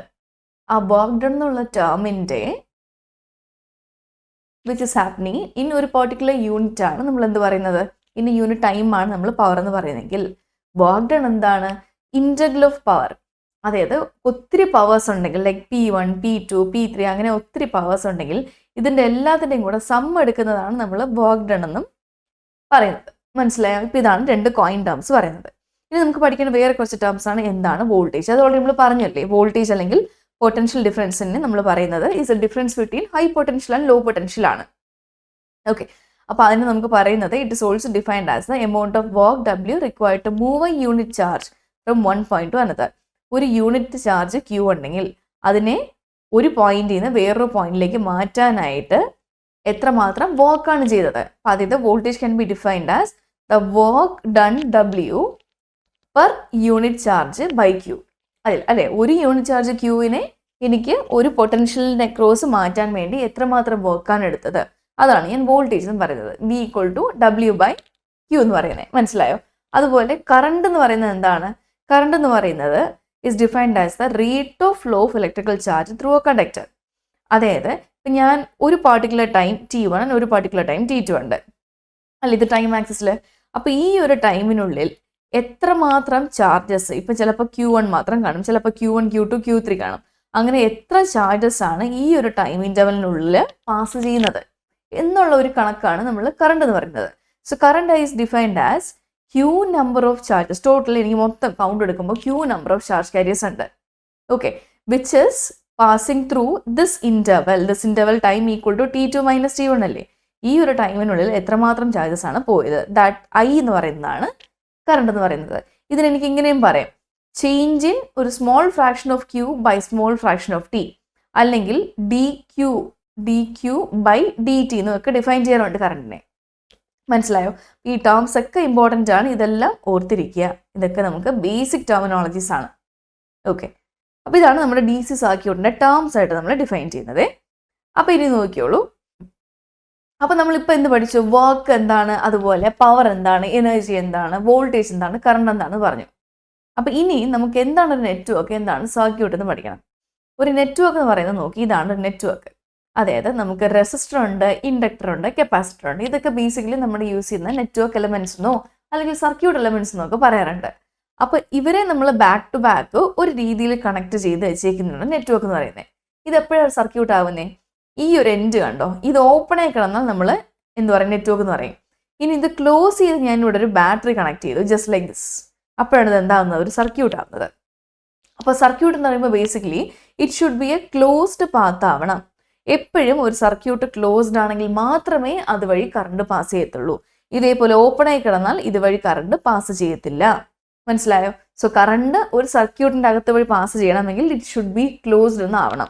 ഓക്കെ, ഇനി നോക്കിയോളൂ, എന്താണ് നമുക്ക് ഫസ്റ്റ് അറിയേണ്ടത്. ഇപ്പോൾ ഈ സർക്യൂട്ടിനകത്ത് നമ്മൾ നോക്കിയപ്പോൾ കണ്ടു, ഇതൊക്കെ ഓരോ എലമെന്റ്സ് വെച്ചേക്കുന്നുണ്ടോ, ഇതിനൊക്കെ ഓരോ പർപ്പസസ് ഉണ്ട്. അപ്പോൾ ഇതിൽ നമ്മൾ ഈ എലമെന്റ്സ് പറയുകയാണെങ്കിൽ നമുക്ക് ഈ എല്ലാ എലമെന്റ്സിനും നമുക്ക് എന്ത് ചെയ്യാൻ പറ്റും, ആക്റ്റീവ് ആൻഡ് പാസീവ് എലമെന്റ്സ് എന്ന കോമ്പണൻസിനും ഡിഫറൻഷിയേറ്റ് ചെയ്യാൻ പറ്റും. ഓക്കെ, അതിൽ ആക്റ്റീവ് കോമ്പണൻസ് എന്ന് പറയുന്നത് എന്താണ്? ബേസിക്കലി നമ്മളിപ്പോൾ ഒരു സർക്യൂട്ട് എടുത്തു അല്ലേ, ഇവിടെ നമ്മൾ വരച്ച പോലത്തെ ഈ സർക്യൂട്ട് എടുത്തില്ലേ, ഈ സർക്യൂട്ടിനെ സംബന്ധിച്ച് ഇവിടെ ഞാൻ കണക്ട് ചെയ്തതാണ് ദിസ് ഇസ് കോൾഡ് ആസ് ഒരു വോൾട്ടേജ് സോഴ്സ് ആണ്. മനസ്സിലായി? അതിനെ എനിക്കൊരു ബാറ്ററി എന്ന് പറയാൻ പറ്റും. This is A battery. നമ്മുടെ സാധാരണ ഫോണിലൊക്കെ ഇടുന്ന ഫോണിലിടുന്ന ബാറ്ററി ഉണ്ട്, പിന്നെ ചെറിയ സെൽ ബാറ്ററി ഉണ്ട് അല്ലേ. നമ്മൾ അതുപോലെ ചില ഇക്വിപ്മെന്റ്സിലൊക്കെ ഇടുന്ന AA, AAA ബാറ്ററീസ് ഒക്കെ ഇല്ല, അങ്ങനത്തെ ഒരു ബാറ്ററിയാണിത്. ബാറ്ററി നമ്മൾ എന്താ യൂസ് ചെയ്യുന്നത്? ഒരു ഡിവൈസിൽ ബാറ്ററി ഇട്ടാൽ ആ ഡിവൈസിന് എന്ത് പറ്റും, ടേൺ ഓൺ ആവാൻ പറ്റും. അതായത് ഈ ബാറ്ററി എന്ന് പറയുന്ന സംഭവമാണ് പവർ കൊടുക്കുന്ന സാധനം. മനസ്സിലായോ? ഒരു സർക്യൂട്ടിലേക്ക് പവർ ഡെലിവറി ചെയ്യുന്ന സാധനമാണ് ബാറ്ററി എന്ന് പറയുന്നത്. അപ്പോൾ ബാറ്ററി എന്ന് പറയുമ്പോൾ basically it is called as a comes under the category of active component ആണ്, അല്ലെങ്കിൽ ആക്റ്റീവ് എലമെന്റ് ആണ്. എന്ന് വെച്ചാൽ ചില ഡിവൈസസ് പവർ കൊടുക്കും, ചില ഡിവൈസസ് പവർ എന്ത് ചെയ്യും, അക്സെപ്റ്റ് ചെയ്യും. ഈ ബാറ്ററിനെ സംബന്ധിച്ച് അതൊരു ആക്റ്റീവ് കമ്പോണന്റ് ആണ്, കാരണം അത് പവർ കൊടുക്കുന്നുണ്ട്. പക്ഷേ ഈ ബാറ്ററി ഇപ്പോൾ ഡെലിവർ ചെയ്ത പവർ എന്ത് പറ്റുന്നുണ്ട്, അത് റെസിസ്റ്ററിലേക്ക് പോകുന്നുണ്ട്, അത് ഇൻഡക്ടറിലേക്ക് വരുന്നുണ്ട്, കപ്പാസിറ്ററിലേക്ക് വരുന്നുണ്ട്. അപ്പോൾ ഈ 3 ഡിവൈസസും ഈ കൊടുക്കുന്ന പവറിനെ അക്സെപ്റ്റ് ചെയ്യുന്ന ഡിവൈസസ് ആണ്. മനസ്സിലായോ? Those are the components which accept the power consuming devices ആണ് ഈ R, L, C എന്നൊക്കെ പറയുന്നത്. അതുപോലെ ബാറ്ററി എന്താണ്? ബാറ്ററി എന്ന് പറയുന്നത് ഒരു പവർ ഡെലിവറിങ് സാധനം എന്ന് എനിക്ക് പറയാൻ പറ്റും. പവർ ഡെലിവറിങ് കോമ്പണന്റ് പറയാൻ പറ്റും. അപ്പോൾ whichever components are delivering the power, നമ്മൾ അതിനെ പറയുന്ന പേരാണ് ആക്റ്റീവ് കോമ്പണന്റ്. ഇനി ഏതൊക്കെ കോമ്പണന്റ് ആണോ ഈ പറയുന്ന പവറിനെ അക്സെപ്റ്റ് ചെയ്യുന്നത് നമ്മൾ അതിനെന്ത് പറയുന്നുണ്ട്, പാസീവ് കോമ്പണന്റ് എന്നും പറയുന്നുണ്ട്. അപ്പം നമ്മുടെ ആക്റ്റീവ് കോമ്പണന്റിൽ വരുന്ന വേറെ കുറേ ടൈപ്പ് ഉണ്ട് നോക്കേ. Micro processor, op amp, diode, transistor, ഒരു നമ്മുടെ LED, മനസ്സിലായോ? അതുപോലെ നമ്മുടെ switches, voltage regulator, IC, indicator chip എന്നൊക്കെ പറയും. ഇതെല്ലാം ബേസിക്കലി ആക്റ്റീവ് കോമ്പണന്റ് ആണ്, പവർ ഡെലിവറി ചെയ്യാൻ സാധ്യതയുള്ളതാണ്.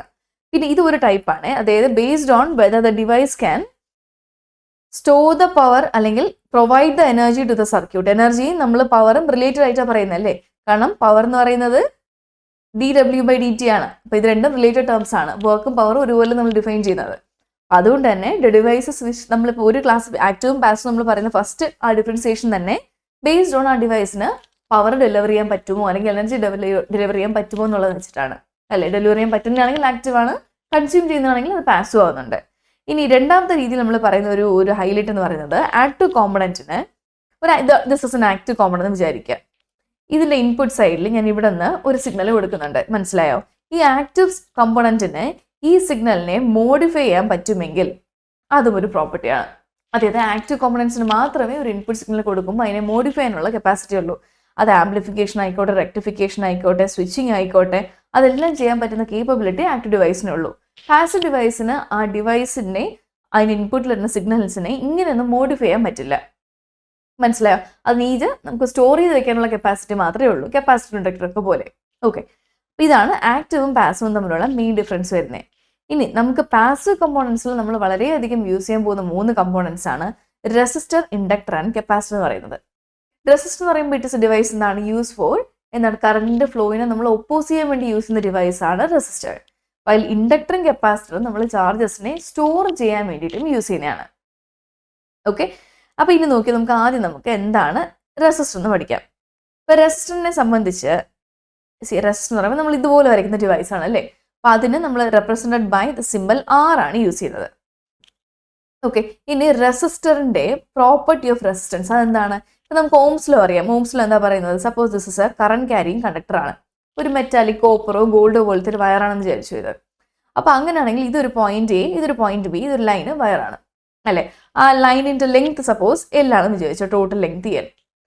എന്നാൽ ഇതിന് അക്രോസ് ആയിട്ട് ഞാൻ ഇവിടെ ഒരു പൊട്ടൻഷ്യൽ കൊടുത്തു. പൊട്ടൻഷ്യൽ എന്ന് പറയുമ്പോൾ എന്താണ്? ഞാനൊരു വോൾട്ടേജ് കൊടുത്തു. ഇതൊരു ഹൈ പൊട്ടൻഷ്യലാണ്, ഇതൊരു ലോ പൊട്ടൻഷ്യലാണ്. അങ്ങനെയെങ്കിൽ ഇവർക്ക് ഈ 2 പോയിന്റ്സിന്റെയും ഇടയ്ക്കുള്ള പൊട്ടൻഷ്യൽ ഡിഫറൻസ് ആണ് V, വോൾട്ടേജ്. കറക്റ്റ് അല്ലേ? 2 ഹൈ പൊട്ടൻഷ്യൽ, ലോ പൊട്ടൻഷ്യൽ ഉണ്ടെങ്കിൽ അവർക്കിടയിലുള്ള പൊട്ടൻഷ്യൽ ഡിഫറൻസ് ആണ് നമ്മൾ വോൾട്ടേജ് എന്ന് പറയുന്നത്. ഓക്കെ, അപ്പൊ അതുപോലെ തന്നെ ഇപ്പൊ 2 ടെർമിനൽസിന്റെ ഇടയ്ക്ക് വോൾട്ടേജ് ഉണ്ടെങ്കിൽ, മനസ്സിലായോ, അവിടെ പ്രൊഡ്യൂസ് ആവുന്ന ഒരു ടേമിനാണ് നമ്മൾ കറണ്ട് I എന്ന് പറയുന്നത്. മനസ്സിലായോ? വോൾട്ടേജും കറണ്ടും റിലേറ്റഡ് ടേംസ് ആണ്, മനസ്സിലായോ? അപ്പോൾ ജസ്റ്റ് ഇമാജിൻ, ഇതിന് ഞാൻ നല്ലൊരു എക്സാമ്പിൾ വെച്ച് പറഞ്ഞുതരാം ഈ വോൾട്ടേജിന്റെ കറണ്ടിന്റെ കോൺസെപ്റ്റ്. ജസ്റ്റ് ഇമാജിൻ, നമുക്ക് ഇങ്ങനെ ഒരു പൈപ്പ് ഉണ്ട്. ഇതൊരു നമ്മുടെ ഒരു PVC പൈപ്പ്, വെള്ളം പോകുന്ന പൈപ്പാണ്. ആൻഡ് സാധാരണഗതിയിൽ ഇതിൻ്റെ അകത്തൂടെ വെള്ളം ഇങ്ങനെയാണ് പൊക്കോണ്ടിരിക്കുന്നത്, മനസ്സിലായോ? ഓക്കെ, ആൻഡ് ഇതെങ്ങനെ പൊക്കോണ്ടിരിക്കുന്നത്. ആൻഡ് ഇവിടെ ഒരു പോസിറ്റീവ് പൊട്ടൻഷ്യൽ ഉണ്ട്, ഇവിടെ നെഗറ്റീവ് പൊട്ടൻഷ്യൽ ഉണ്ട്. ഓക്കെ, ഇനി എന്താ സംഭവിക്കുന്നത് വെച്ചാൽ ഈ ഒരു PVC പൈപ്പിനുള്ളിൽ കൂടെ ഞാൻ ഇങ്ങനെ ഒരു ഒബ്സ്ട്രക്ഷൻ ഉണ്ടാക്കി വെക്കുകയാണ്. അതായത് ഇവിടെ ഞാൻ ഇങ്ങനെ 2 കോൺക്രീറ്റ് സാധനം ഉണ്ടാക്കി വെച്ചു, ഇങ്ങനെ ഒരു കൺസ്ട്രക്ഷൻ, മനസ്സിലായോ? ഇത് കാരണം നേരത്തെ ഇതിൻ്റെ അകത്ത് കൂടെ ശക്തമായി ഇങ്ങനെ പൊക്കോണ്ടിരുന്ന ഇത്രയും വെള്ളത്തിന് പകരം ഇപ്പം എത്രയും ഒഴുകുള്ളൂ, ഇതിൻ്റെ അകത്ത് വഴി ഇങ്ങനെ വെള്ളത്തിന് പാസ് ചെയ്യാൻ പറ്റത്തുള്ളൂ അല്ലേ. അതായത് ബേസിക്കലി എന്താ ചെയ്തേ, ഇപ്പോൾ ഈ പോകുന്ന വെള്ളമില്ലേ, വാട്ടർ, ഈ വാട്ടറിനെയാണ് ഞാൻ കറണ്ട് എന്ന് പറയുന്നത്, മനസ്സിലായോ? അതായത് ഇതിനും ഇതിൻ്റെ ഇടയ്ക്ക് ഒരു പൊട്ടൻഷ്യൽ ഡിഫറൻസ് ഉണ്ടായിരുന്നു. അത് കാരണം ആ പൊട്ടൻഷ്യൽ ഡിഫറൻസ് ഉള്ളത് കൊണ്ടാണ് വെള്ളം ഹൈ പൊട്ടൻഷ്യലിൽ നിന്ന് ലോ പൊട്ടൻഷ്യലോട്ട് ഇങ്ങനെ ഒഴുകിക്കൊണ്ടിരുന്നത് അല്ലേ. പക്ഷെ അതിൻ്റെ ഇടയ്ക്ക് ഞാൻ ഇങ്ങനെ ഒരു ഒബ്സ്ട്രക്ഷൻ കൊണ്ട്, അത് എന്തെങ്കിലും ഒരു ഒബ്സ്ട്രക്ഷൻ ആയിക്കോട്ടെ, എന്തോ ഒരു സംഭവം ഒരു ഒബ്സ്റ്റക്കിൾ നടുക്കൊണ്ട് വെക്കുമ്പോഴേക്കും എന്ത് വരുന്നുണ്ട്, വെള്ളത്തിന്റെ ഫ്ലോയിനെ അത് കുറച്ചു. ഈ കുറയ്ക്കുന്ന ഈ ഒബ്സ്ട്രക്ഷന് ഞാൻ പറയുന്ന പേരാണ് റെസിസ്റ്റൻസ്, മനസ്സിലായോ? ഇത് നമ്മൾ ഇലക്ട്രിക്കൽ അനലോഗി പറയുകയാണെങ്കിൽ ഈ ഒരു പൊട്ടൻഷ്യൽ ഡിഫറൻസ്, ഒരു കണ്ടക്ടറാണ്, അതിന് അക്രോസ് ഒരു പൊട്ടൻഷ്യൽ ഡിഫറൻസ് ഉണ്ട്, അത് കാരണം കറണ്ട് ഉണ്ടായിക്കൊണ്ടിരിക്കുകയാണ്. സഡൻലി ഈ ഡിവൈസിന്റെ റെസിസ്റ്റൻസ് കൂട്ടുമ്പോൾ എന്ത് പറ്റുന്നുണ്ട്, കറണ്ട് കുറയും. റെസിസ്റ്റൻസ് കുറച്ചാലോ, അതായത് ഒബ്സ്ട്രക്ഷൻ മാറിയാലോ കറണ്ട് കൂടും, അത്രേ ഉള്ളൂ. ദിസ് ഇസ് ബേസിക്കലി എന്താണ് നമ്മൾ ഓംസ് ലോനെ ഇങ്ങനെയാണ് പറയുന്നത്, മനസ്സിലായോ? സോ വോൾട്ടേജ് കാരണം ഉണ്ടാകുന്ന ടേമാണ് കറണ്ട്. ആ കറണ്ടിന്റെ ഫ്ലോയിനെ ഒപ്പോസ് ചെയ്യുന്ന ഒരു ടേമാണ് നമ്മൾ റെസിസ്റ്റൻസ് എന്ന് പറയുന്നത്. ആ റെസിസ്റ്റൻസ് കൊടുക്കാൻ വേണ്ടി നമ്മൾ യൂസ് ചെയ്യുന്ന ഡിവൈസ് ആണ് ഒരു റെസിസ്റ്റർ എന്ന് പറയുന്നത്. അപ്പോൾ ആ റെസിസ്റ്റർ നമ്മൾ ഇങ്ങനെ പറയും R = ρ × L/A എന്നാണ് ഡിഫൈൻ ചെയ്യുന്നത്. This ρ is defined as the term resistivity. This L is the length of the conductor used. And ഇതിന്റെ ഏരിയ ഓഫ് ക്രോസ് സെക്ഷൻ അല്ലേ, ഇതിന്റെ area of cross section of conductor ആണ് നമ്മൾ A ആയിട്ട് പറയുന്നത്. അപ്പോൾ that this is the area of cross section. Clear അല്ലേ? And ഈ റെസിസ്റ്റൻസിന്റെ യൂണിറ്റ് നമ്മൾ പറയുന്നത് എന്താണ്? നമ്മൾ ഓംസിലാണ് പറയുന്നത്. Okay, ohms. ഇനി ഇപ്പൊ നമ്മൾ പറയാണ് ഈ റെസിസ്റ്റൻസിന്റെ ഒരു ഇൻവേഴ്സ്ലി റിലേറ്റഡ് ടേംസ് ആണ് കണ്ടക്ടൻസ്. അതായത് ഒരു ഡിവൈസ് കൂടുതൽ റെസിസ്റ്റീവ് ആണെങ്കിൽ അതുവഴി കറണ്ട് പോകുന്നില്ല എന്ന് വെച്ചാൽ കറണ്ട് കുറയുന്ന സമയത്ത് ആ ഡിവൈസ് എന്ത് പറ്റും? ലെസ് കണ്ടക്റ്റിംഗ് ആവും അല്ലെ, അതായത് കണ്ടക്ടൻസ് കുറയും. മനസ്സിലായോ? റെസിസ്റ്റൻസ് കൂടുമ്പോൾ കണ്ടക്ടൻസ് കുറയും. ഇനി റെസിസ്റ്റൻസ് കുറഞ്ഞാലോ? റെസിസ്റ്റൻസ് കുറയുമ്പോൾ കൂടുതൽ കറണ്ടിന് പാസ് ചെയ്യാൻ പറ്റും. That is device. കറണ്ട് കൂടുതൽ പാസ് ചെയ്യുമ്പോൾ ആ ഡിവൈസ് എന്താവും? മോർ ആക്സസ് കണ്ടക്ടർ എന്ന് പറയും. ഒരു കണ്ടക്ടിങ് ആയിട്ട് മാറും. അതായത് കണ്ടക്ടൻസ് കൂടുന്നുണ്ട്. അപ്പോൾ റെസിസ്റ്റൻസ് കൂടിയാൽ കണ്ടക്ടൻസ് കുറയും, റെസിസ്റ്റൻസ് കുറഞ്ഞാൽ കണ്ടക്ടൻസ് കൂടും. അതുകൊണ്ട് ഇവർ തമ്മിലൊരു ഇൻവേഴ്സ് റിലേഷൻഷിപ്പ് ആണുള്ളത്. സോ റെസിസ്റ്റൻസിന്റെ യൂണിറ്റ് ഓംസ് ആണെങ്കിൽ നമ്മൾ കണ്ടക്ടൻസിന്റെ യൂണിറ്റ് ഓം ഇൻവേഴ്സ് എന്ന് പറയും. ഓം ഇൻവേഴ്സ് എന്നോ അല്ലെങ്കിൽ ഇങ്ങനെ ഡിഫൈൻ ചെയ്യാറുണ്ട്. മനസ്സിലായല്ലോ? അല്ലെങ്കിൽ MHO എന്നും പറയാറുണ്ട്, MHO എന്നും പറയാറുണ്ട്. ഇതൊക്കെ യൂണിറ്റ് ആണ് കണ്ടക്ടൻസിന്റെ. ഓക്കെ, അപ്പോൾ ഇത്രയാണ് നമ്മുടെ basic terminologies about the resistor. ഇനി അടുത്ത് നമുക്ക് പഠിക്കേണ്ടത് ഇസ് അബൌട്ട് ദി ഇൻഡക്ടർ ആണ്. ഓക്കെ, അപ്പോൾ ഇൻഡക്ടർ എന്ന് പറയുമ്പോഴേക്കും ഇറ്റ് ഇസ് ബേസിക്കലി ഇതുപോലത്തെ ഒരു ഡിവൈസ് ആണ്. ആൻഡ് അത് യൂസ് ചെയ്യുന്നത് എന്തിനു വേണ്ടിയിട്ടാണ്? ചാർജിന്റെ സ്റ്റോറേജിന് വേണ്ടി യൂസ് ചെയ്യുന്ന ഒരു ടേമും കൂടെയാണ്. ഓക്കെ, അപ്പോൾ നമ്മൾ അതിനെ നോർമലി റെപ്രസെന്റ് ചെയ്യുന്നത് യൂസിങ് ദ സിമ്പിൾ എന്താണ്? L ആണ്, ഇൻഡക്ടൻസ്. ഇൻഡക്ടൻസ് നമ്മൾ ചിലപ്പോൾ പറയും this inductor is a 2 henry inductor. Henry ആണ് the term, SI unit for എന്താണ് നമ്മൾ ഇൻഡക്ടൻസ് പറയുന്നത്. ഓക്കെ, ഇത് 2 ഹെൻറിന്നോ 5 ഹെൻറിന്നോ 10 ഹെൻറിന്നോ ഒക്കെ പറയാറുണ്ട്. Okay, unit is henry, H. Okay, അപ്പോൾ inductor is a passive element use to store the energy in its magnetic field. എന്ന് വെച്ചാൽ സപ്പോസ് നമുക്കൊരു ഇൻഡക്ടർ ഉണ്ട്, ഇങ്ങനെ ഇൻഡക്ടർ ഉണ്ട്. ഇത് നെക്രോസ് ആയിട്ട് ഇത് വർക്ക് ചെയ്യണമെങ്കിൽ പാസീവ് ആയതുകൊണ്ട് നമ്മൾ ഇവിടെ ഒരു പവർ ഡെലിവറി ചെയ്യുന്ന ഡിവൈസ് കണക്ട് ചെയ്താലേ, ഒരു ബാറ്ററി കണക്ട് ചെയ്താലേ ഇത് വർക്ക് ചെയ്തുള്ളൂ. അപ്പോൾ ഒരു ബാറ്ററി എന്ന് പറയുമ്പോൾ ഇതിന്റെ പോസിറ്റീവ് ടേമിലും ഇത് നെഗറ്റീവ് ടേമിലല്ലേ? ഓക്കെ, അപ്പോൾ പോസിറ്റീവ് ടേമിലാണെങ്കിൽ ഇവിടെ പ്ലസ്, നെഗറ്റീവ് ടേമിലാണെങ്കിൽ ഇവിടെ മൈനസും അല്ലേ? അപ്പോൾ അങ്ങനെ ആകുമ്പോഴേക്കും ഇത് നെക്രോസ് ഒരു 2 വോൾട്ട് ബാറ്ററി ആണെന്ന് വിചാരിച്ചു അല്ലേ? അപ്പോൾ ഒരു പൊട്ടൻഷ്യൽ ഡിഫറൻസോ അല്ലെങ്കിൽ വോൾട്ടേജ് ഉണ്ടെങ്കിൽ അത് കാരണം ഇവിടെ ഒരു കറണ്ട് ആയി ഉണ്ടാവുമല്ലോ, ഉണ്ടാവും അല്ലേ? ഇപ്പം നമുക്കറിയാം വോൾട്ടേജ് ഉണ്ടെങ്കിൽ കറണ്ട് ഉണ്ടാവും. ആ കറണ്ട് എന്ത് ചെയ്യും? ഈ ഡിവൈസ് വഴി ഇങ്ങനെ പാസ് ചെയ്ത് ഇങ്ങനെയായിരിക്കും വരുന്നത്. കാരണം ഇതൊരു ക്ലോസ്ഡ് പാത്തായതുകൊണ്ട് കറണ്ടിന് ഇങ്ങനെ കറങ്ങി തിരിച്ചു വരാനുള്ള പോസിബിലിറ്റി ഉണ്ട്. മനസ്സിലായോ? ഇനി ഈ ഇൻഡക്ടറിനെ സംബന്ധിച്ച് നോക്കിയേ. ഈ ഇൻഡക്ടറിനെ സംബന്ധിച്ച് ഇതെന്താ ചെയ്യുന്നത്? ഈ ഇൻഡക്ടറിന്റെ ഇതുവഴിയാണ് കറണ്ട് എൻ്റർ ചെയ്യുന്നത്, ഇതുവഴിയാണ് എക്സിറ്റ് ചെയ്യുന്നത്. And we have a right hand thumb rule എന്ന് പറയുന്ന നമ്മുടെ ഒരു കോൺസെപ്റ്റ് ഉണ്ട്. റൈറ്റ് ഹാൻഡ് തമ്പ് റൂൾ എന്താ പറയുന്നത്? സപ്പോസ് ഈ കാണുന്ന നിങ്ങളെ പെന്നാണ് നമ്മുടെ ഇൻഡക്ടർ എന്ന് വിചാരിക്കുക.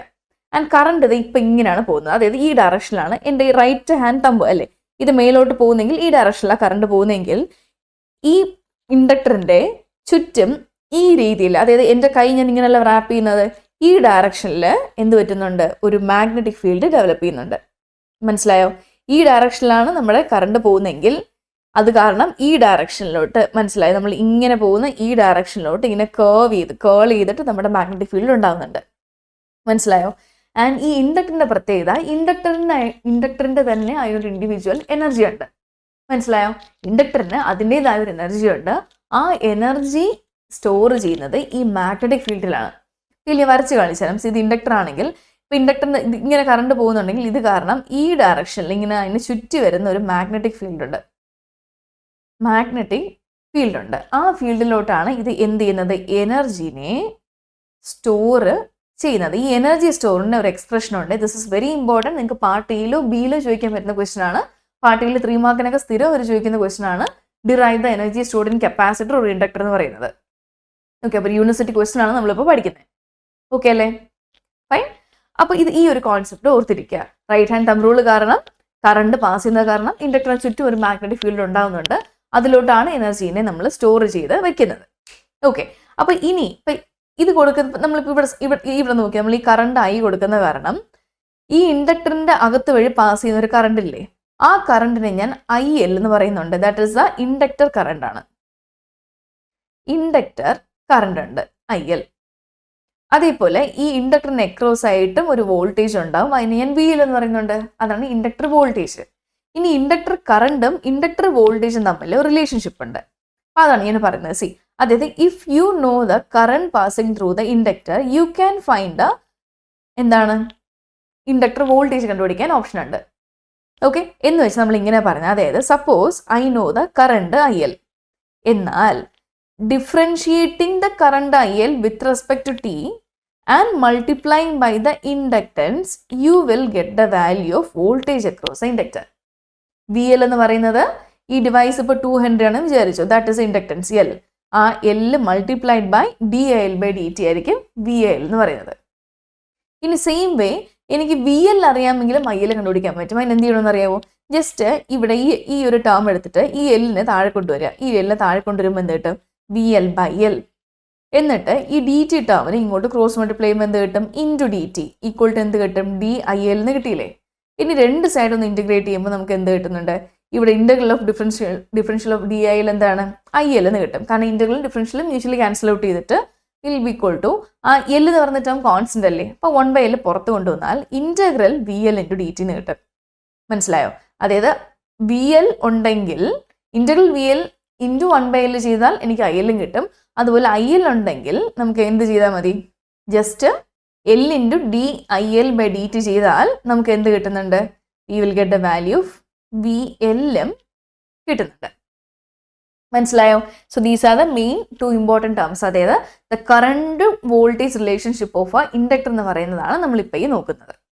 ക്ലിയർ അല്ലേ? Okay, so this is the case of a inductor ആണ്. ഇനി അടുത്ത കേസ് എന്ന് പറയുമ്പോൾ നമ്മൾ ഇതിൻ്റെ കേസ് ഓഫ് എ കപ്പാസിറ്ററാണ് പഠിക്കുന്നത്. അപ്പോൾ കപ്പാസിറ്റർ ബേസിക്കലി എന്താ ചെയ്യുന്നത്? It is basically use for എന്താണ്? സ്റ്റോറേജ് ഓഫ് ചാർജസ് ആണ്. പക്ഷേ ഇൻഡക്ടർ അതിൻ്റെ എനർജീനെ എവിടെ കൊണ്ടാണ് സ്റ്റോർ ചെയ്യുന്നത്? മാഗ്നറ്റിക് ഫീൽഡെങ്കിൽ കപ്പാസിറ്റർ ചെയ്യുന്നത് ഇവിടുത്തെ എക്സ്ട്രാ എനർജി കൊണ്ടത് സ്റ്റോർ ചെയ്യുന്നത് ഇലക്ട്രിക് ഫീൽഡിലാണ്. അത് ഇത് കപ്പാസിറ്റർ ആണെങ്കിൽ കപ്പാസിറ്റർ നമ്മൾ എന്ത് പറയും? നമ്മളൊരു എക്സാമ്പിൾ അതിൻ്റെ യൂണിറ്റ് പറയുന്നത് ഇറ്റ് ഹാസ് എ 2 ഫാരഡ് എന്ന് പറയും. കപ്പാസിറ്റൻസിൻ്റെ യൂണിറ്റ് ആണ് ഫാരഡ്. അതായത് 2H നമ്മൾ പറയാറുണ്ട്. ഓക്കെ, 2F നമ്മൾ പറയാറുണ്ട്. ഫാരഡ്സ് ആണ്.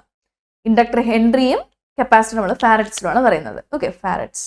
ഇനി ഇവിടുത്തെ കേസ് നോക്കിയാൽ നമ്മളിപ്പോൾ ഈ ഒരു കപ്പാസിറ്റർ എടുത്തു അല്ലേ? ഈ ഒരു കപ്പാസിറ്റർ എടുത്തു. ഈ കപ്പാസിറ്റർ അക്രോസ് ആയത് എഗെയിൻ ഇത് പാസീവ് എലമെന്റ് ആയതുകൊണ്ട് ഇത് വർക്ക് ചെയ്യണമെങ്കിൽ നമ്മളൊരു ബാറ്ററി കണക്ട് ചെയ്തു. ഇത് പ്ലസ് മൈനസ് അല്ലേ? അപ്പോൾ ഈ ബാറ്ററി 2 വോൾട്ട് ആണെങ്കിൽ അത് കാരണം ഒരു കറണ്ട് ഉണ്ടാകുന്നുണ്ട്. ആ കറണ്ട് നേരെ എന്ത് ചെയ്യുന്നുണ്ട്? കപ്പാസിറ്ററിനകത്ത് പോകുന്നുണ്ട്. സോ കപ്പാസിറ്റർ വഴി പാസ് ചെയ്യുന്ന കറണ്ടിനെ ഞാൻ I∗C കപ്പാസിറ്റർ കറണ്ട് എന്ന് പറയുന്നുണ്ട്. ഇനി ഇവിടെ എന്ത് സംഭവിക്കുന്നു പറയുമ്പോൾ ഈ ഏരിയ മാത്രം ഞാൻ സൂം ചെയ്ത് കാണിച്ചു തരാം. ഇവിടെ സി, ഇതാണ് കപ്പാസിറ്റർ. അപ്പോൾ ഇതിൻ്റെ ഈ സൈഡിലോട്ട് കറണ്ട് വരുന്നുണ്ടല്ലോ ഇല്ലേ? കറണ്ട് എന്ന് പറയുമ്പോൾ കറണ്ടിൻ്റെ എക്സ്പ്രഷൻ നമ്മൾ എങ്ങനെയാണ് പറയുന്നത്? Current is defined as Q/T എന്നല്ലേ ഡിഫൈൻ ചെയ്യുന്നത് അല്ലേ? Current is defined as Q/T എന്ന് ഡിഫൈൻ ചെയ്യുന്നത്. അതായത് T എന്ന് പറയുന്ന ടൈമിൽ എത്ര ചാർജസ് പാസ് ചെയ്യുന്നുണ്ട് അല്ലേ? T എന്ന് പറയുന്ന ടൈമിൽ എത്ര ചാർജസ് ആണ് പാസ് ചെയ്തത്, അതാണ് നമ്മൾ എന്ത് പറയുന്നത്? കറണ്ട് ആക്കി ഡിഫൈൻ ചെയ്യുന്നത്. അതായത് ഇവിടെ ഞാനൊരു കറണ്ട് I വരുന്നുണ്ടെന്ന് പറയുമ്പോൾ അതിന് മീനിങ് എന്താണ്? ഈ കറണ്ടിൻ്റെ അകത്ത് ബേസിക്കലി കുറേ ചാർജസ് ആണുള്ളത്. കുറേ ചാർജസ് ഇങ്ങനെ ഫ്ലോ ചെയ്ത് വരുന്നതാണ് നമ്മൾ കറണ്ട് എന്ന് പറയുന്നത് അല്ലേ? അപ്പോൾ ഈ വരുന്ന ചാർജസ് എല്ലാം കൂടെ എന്ത് ചെയ്യും? ഈ കപ്പാസിറ്ററിനെ നമ്മൾ ഇത് രണ്ട് പ്ലേറ്റ് എന്ന് പറയും. ഈ ഫസ്റ്റ് പ്ലേറ്റിൻ്റെ ഇവിടെയായിട്ട് നമ്മൾ എല്ലാ ചാർജസും വന്നിരിക്കാൻ വിചാരിച്ചു. മനസ്സിലായോ? അതായത് പ്ലേറ്റ്സിലോട്ട് എന്ത് പറ്റുന്നുണ്ട്? ഈ ചാർജസ് അക്യൂമുലേറ്റ് ചെയ്ത് വരും. അപ്പോൾ ഇവിടെ മൊത്തം പ്ലസ് ആണെങ്കിൽ ഇതിൻ്റെ അകത്ത് ഒരു പാരലൽ പ്ലേറ്റ് എന്ന് പറയുന്നൊരു എഫക്റ്റ് നടക്കും. അതിനെപ്പറ്റി ഒത്തിരി നിങ്ങൾ ഡീപ്പായിട്ട് അറിയണ്ട. അപ്പോൾ നിങ്ങൾ ജസ്റ്റ് മനസ്സിലാക്കുക, ഈ വരുന്ന ചാർജസ് എല്ലാം കൂടെ എന്ത് ചെയ്യും? ഈ പ്ലേറ്റ്സിൻ്റെ ഈ 2 എൻഡ്സിലായിട്ട് വന്ന് എന്ത് ചെയ്യും? അക്യൂമുലേറ്റ് ചെയ്യും. മനസ്സിലായി? ചാർജസ് എല്ലാം കൂടെ ഒന്ന് കപ്പാസിറ്ററിൻ്റെ പ്ലേറ്റ്സിലേക്ക് വന്ന് എന്ത് ചെയ്യും? അത് അക്യൂമുലേറ്റ് ചെയ്ത് നിൽക്കും. അത് കാരണം ഇവിടെ ഫുൾ പ്ലസ് ആണെങ്കിൽ ഇതിൻ്റെ ഈ പ്ലേറ്റിൽ ഫുൾ എന്ത് പറ്റും? മൈനസ് ആയിട്ട് വരും. മനസ്സിലായോ? അപ്പം അങ്ങനെ നമ്മുടെ ചാർജസ് എന്ത് ചെയ്യും? 2 സൈഡിൽ നമുക്ക് അക്യൂമുലേറ്റ് ചെയ്ത് ഇങ്ങനെ വരുന്നുണ്ട്. ആ അക്യൂമുലേറ്റ് ചെയ്ത് നിൽക്കുന്നത് കാരണം ഇവിടെ ഫുള്ള് പ്ലസ് ആണ്, ഇവിടെ ഫുള്ള് മൈനസ് ആണെങ്കിൽ ഇത് ഹൈ പൊട്ടൻഷ്യൽ, ഇത് ലോ പൊട്ടൻഷ്യൽ അല്ലേ? അപ്പം അങ്ങനെ ഒരു പൊട്ടൻഷ്യൽ ഡിഫറൻസ് ഉണ്ടായാൽ ഇതിനിടയ്ക്ക് ഒരു പൊട്ടൻഷ്യൽ ഡിഫറൻസ് ആണെങ്കിൽ ഇതിൻ്റെ ഇടയ്ക്ക് ഒരു വോൾട്ടേജ് ഉണ്ടാവും. മനസ്സിലായോ? ആ വോൾട്ടേജ് ആണ് voltage across A capacitor VC ഞാൻ പറയുന്നത്. മനസ്സിലായോ? അതായത് കറണ്ട് അക്രോസ് എ കപ്പാസിറ്റർ ആണ് IC എങ്കിൽ അത് കാരണം ഒരു VC ഉണ്ടാകുന്നുണ്ട്, അല്ലെങ്കിൽ VC കാരണം IC ഉണ്ടാവുമെന്നും പറയാം. മനസ്സിലായി? 2 രീതിയിലും പറയാൻ പറ്റും. ഓക്കെ, അപ്പോൾ ഇങ്ങനെയാണ് ഈ കപ്പാസിറ്റർ അക്രോസ് വോൾട്ടേജും കറണ്ടും ഉണ്ടാകുന്നത്. ഇനി എന്ത് പറയുന്നുണ്ട്? ഇവർക്ക് ഉള്ളിൽ ഈ കപ്പാസിറ്ററിന്റെ കേസിൽ കപ്പാസിറ്ററിൻ്റെതായ ഒരു എനർജി ഉണ്ടാകുന്നുണ്ട്. ആ എനർജി സ്റ്റോർ ചെയ്യുന്നത് ഈ പൊട്ടൻഷ്യൽ ഡിഫറൻസിന്റെ ഇടയ്ക്കാണ്. മനസ്സിലായോ? പൊട്ടൻഷ്യൽ ഡിഫറൻസിന്റെ ഇടയ്ക്ക് നമ്മൾ പറയും ഇവിടെ ഒരു ഇലക്ട്രിക് ഫീൽഡ് ഉണ്ടാകുന്നുണ്ടെന്ന് പറയും. മനസ്സിലായോ? അപ്പോൾ ഉണ്ടാകുന്ന ചാർജസ് ഈ ഇലക്ട്രിക് ഫീൽഡിന് അകത്തോട്ടായിരിക്കും സ്റ്റോർ ആയിരിക്കുന്നത്. അപ്പോൾ ഇവിടുത്തെ കേസിൽ, കപ്പാസിറ്ററിന്റെ കേസിൽ, അതിൽ ഈ ഹെപ്സിലോൺ എന്ന് പറഞ്ഞ ടേം എന്താണ്? ഇറ്റ് റെപ്രസെന്റ്സ് ദ പെർമിറ്റിവിറ്റിയാണ്. പെർമിറ്റിവിറ്റി എന്ന് പറയും. ദാറ്റ് ഇസ് എന്താണ്? Permittivity epsilon is defined as the product of absolute permittivity epsilon 0 into the relative permittivity epsilon r. മനസ്സിലായി? This is the absolute value and this is the relative value ആണ്. അപ്പം അതിൻ്റെ product ആണ് നമ്മൾ permittivity പറയുന്നത്. ഇനി same way നമുക്ക് inductor നമ്മളിവിടെ ഡിഫൈൻ ചെയ്തില്ലല്ലോ. ഇൻഡക്ടറിൻ്റെ എക്സ്പ്രഷൻ പറയാൻ പറ്റും. Inductor is also defined as L equal to mu into, mu എന്ന് പറയുമ്പോൾ permeability into n square a by L. അതായത് ഇൻഡക്ടറിൻ്റെ ലെങ്ത് L ആണ്, അതിൻ്റെ area of cross section A ആണ്. ആൻഡ് ഇൻഡക്ടറിൻ്റെ ഇപ്പോൾ അതിൻ്റെ അകത്ത് കോയിൽസ് അല്ലേ, കുറേ കോയിൽ ഇങ്ങനെ ചുറ്റി വരുന്നതാണ്. ആ കോയിലിൻ്റെ കൗണ്ടാണ് n എന്ന് പറയുന്നത്. നമ്പർ ഓഫ് ടേൺസ് ആണ്. അത് n ആണെങ്കിൽ മ്യൂ ഇസ് ദ പെർമിയബിലിറ്റി എന്ന് പറയും. പെർമിയബിലിറ്റി എന്ന് പറയും. മനസ്സിലായോ? അതും same way mu equal to absolute permeability into relative permeability ആണ് പെർമിയബിലിറ്റി ഡിഫൈൻ ചെയ്യുന്നത്. ഓക്കെ, അതിൻ്റെ പ്രോഡക്റ്റ് ആണ് നമ്മൾ മ്യൂ എന്ന് പറയുന്നത്. മനസ്സിലായോ? So these are the expressions for the inductor and capacitor. Okay, അപ്പോൾ നമുക്ക് ഇനി അറിയേണ്ട എന്താണെന്ന് അറിയാവോ? ഞാൻ പറഞ്ഞില്ല, നമ്മുടെ യൂണിവേഴ്സിറ്റി ക്വസ്റ്റ്യൻ, യൂണിവേഴ്സിറ്റിക്ക് ചോദിക്കുന്ന വളരെ ഇമ്പോർട്ടൻറ്റ് ക്വസ്റ്റ്യൻ ആണ് energy stored in passive components. അപ്പോൾ അതിൽ ആദ്യം നമുക്ക് അറിയേണ്ട എന്താണ്? എനർജി സ്റ്റോർഡ് ഇൻ കപ്പാസിറ്റർ ആണ്. മനസ്സിലായി? Energy stored in capacitor. അത് നമുക്ക് എങ്ങനെ ഡിഫൈൻ ചെയ്യാൻ പറ്റും? അപ്പോൾ അത് ഡിഫൈൻ ചെയ്യുന്നത് നമ്മൾ ആക്ച്വലി സ്റ്റാർട്ട് ചെയ്യുന്നത് നമ്മുടെ കപ്പാസിറ്ററിൻ്റെ കേസിൽ ഇവിടെ നമ്മൾ കറണ്ട് വോൾട്ടേജ് റിലേഷൻഷിപ്പ് ഡിഫൈൻ ചെയ്യണം. അതായത് ഇൻഡക്ടറിലെ ഇൻഡക്ടർ കറണ്ട് വോൾട്ടേജ് നമ്മൾ റിലേഷൻഷിപ്പ് ഉണ്ടാകുന്നില്ലേ, അതുപോലെ കപ്പാസിറ്ററിൻ്റെ കേസിലുണ്ട്.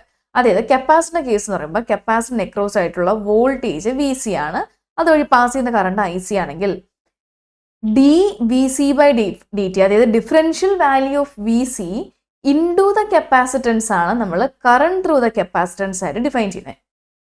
ഇനി രണ്ട് സൈഡ് ഒന്ന് ഇൻ്റഗ്രേറ്റ് ചെയ്ത് നോക്കിയാൽ നമുക്ക് എന്ത് കിട്ടും? ഈ DT ഇങ്ങോട്ട് വരും, ഈ C താഴോട്ട് പോയാൽ എന്ത് കിട്ടും?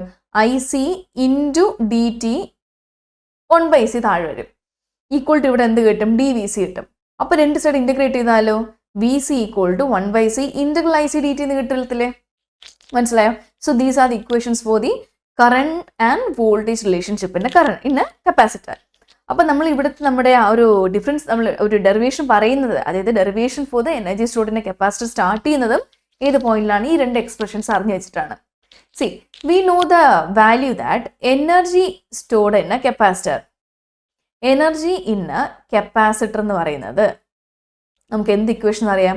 W will be equal to, it is related to power. എന്താണ്? ഇൻറ്റഗ്രൽ ഓഫ് പവറിൻ്റെ DT എന്നുള്ള എക്സ്പ്രഷൻ വരുന്നേ അല്ലേ? V know that. ആൻഡ് പവറിന് പല വാല്യൂസ് ഉണ്ട്. അതായത് എനിക്ക് പവറിന് നോർമലി നമ്മൾ റെപ്രസെൻറ്റ് ചെയ്യുന്നത് വോൾട്ടേജ് ഇൻറ്റു കറണ്ട് വെച്ചിട്ടാണ്. ഏത് ഡിവൈസ് ആയിക്കോട്ടെ വോൾട്ടേജ് ഇൻറ്റു കറണ്ട് ചെയ്താൽ പവർ കിട്ടും. അല്ലെങ്കിൽ I² ഇൻറ്റു R എന്ന് വരാറുണ്ട്, V² ബൈ R എന്നും പറയുന്ന 3 റിലേഷൻഷിപ്സ് ആണ് പവറിനുള്ളത്.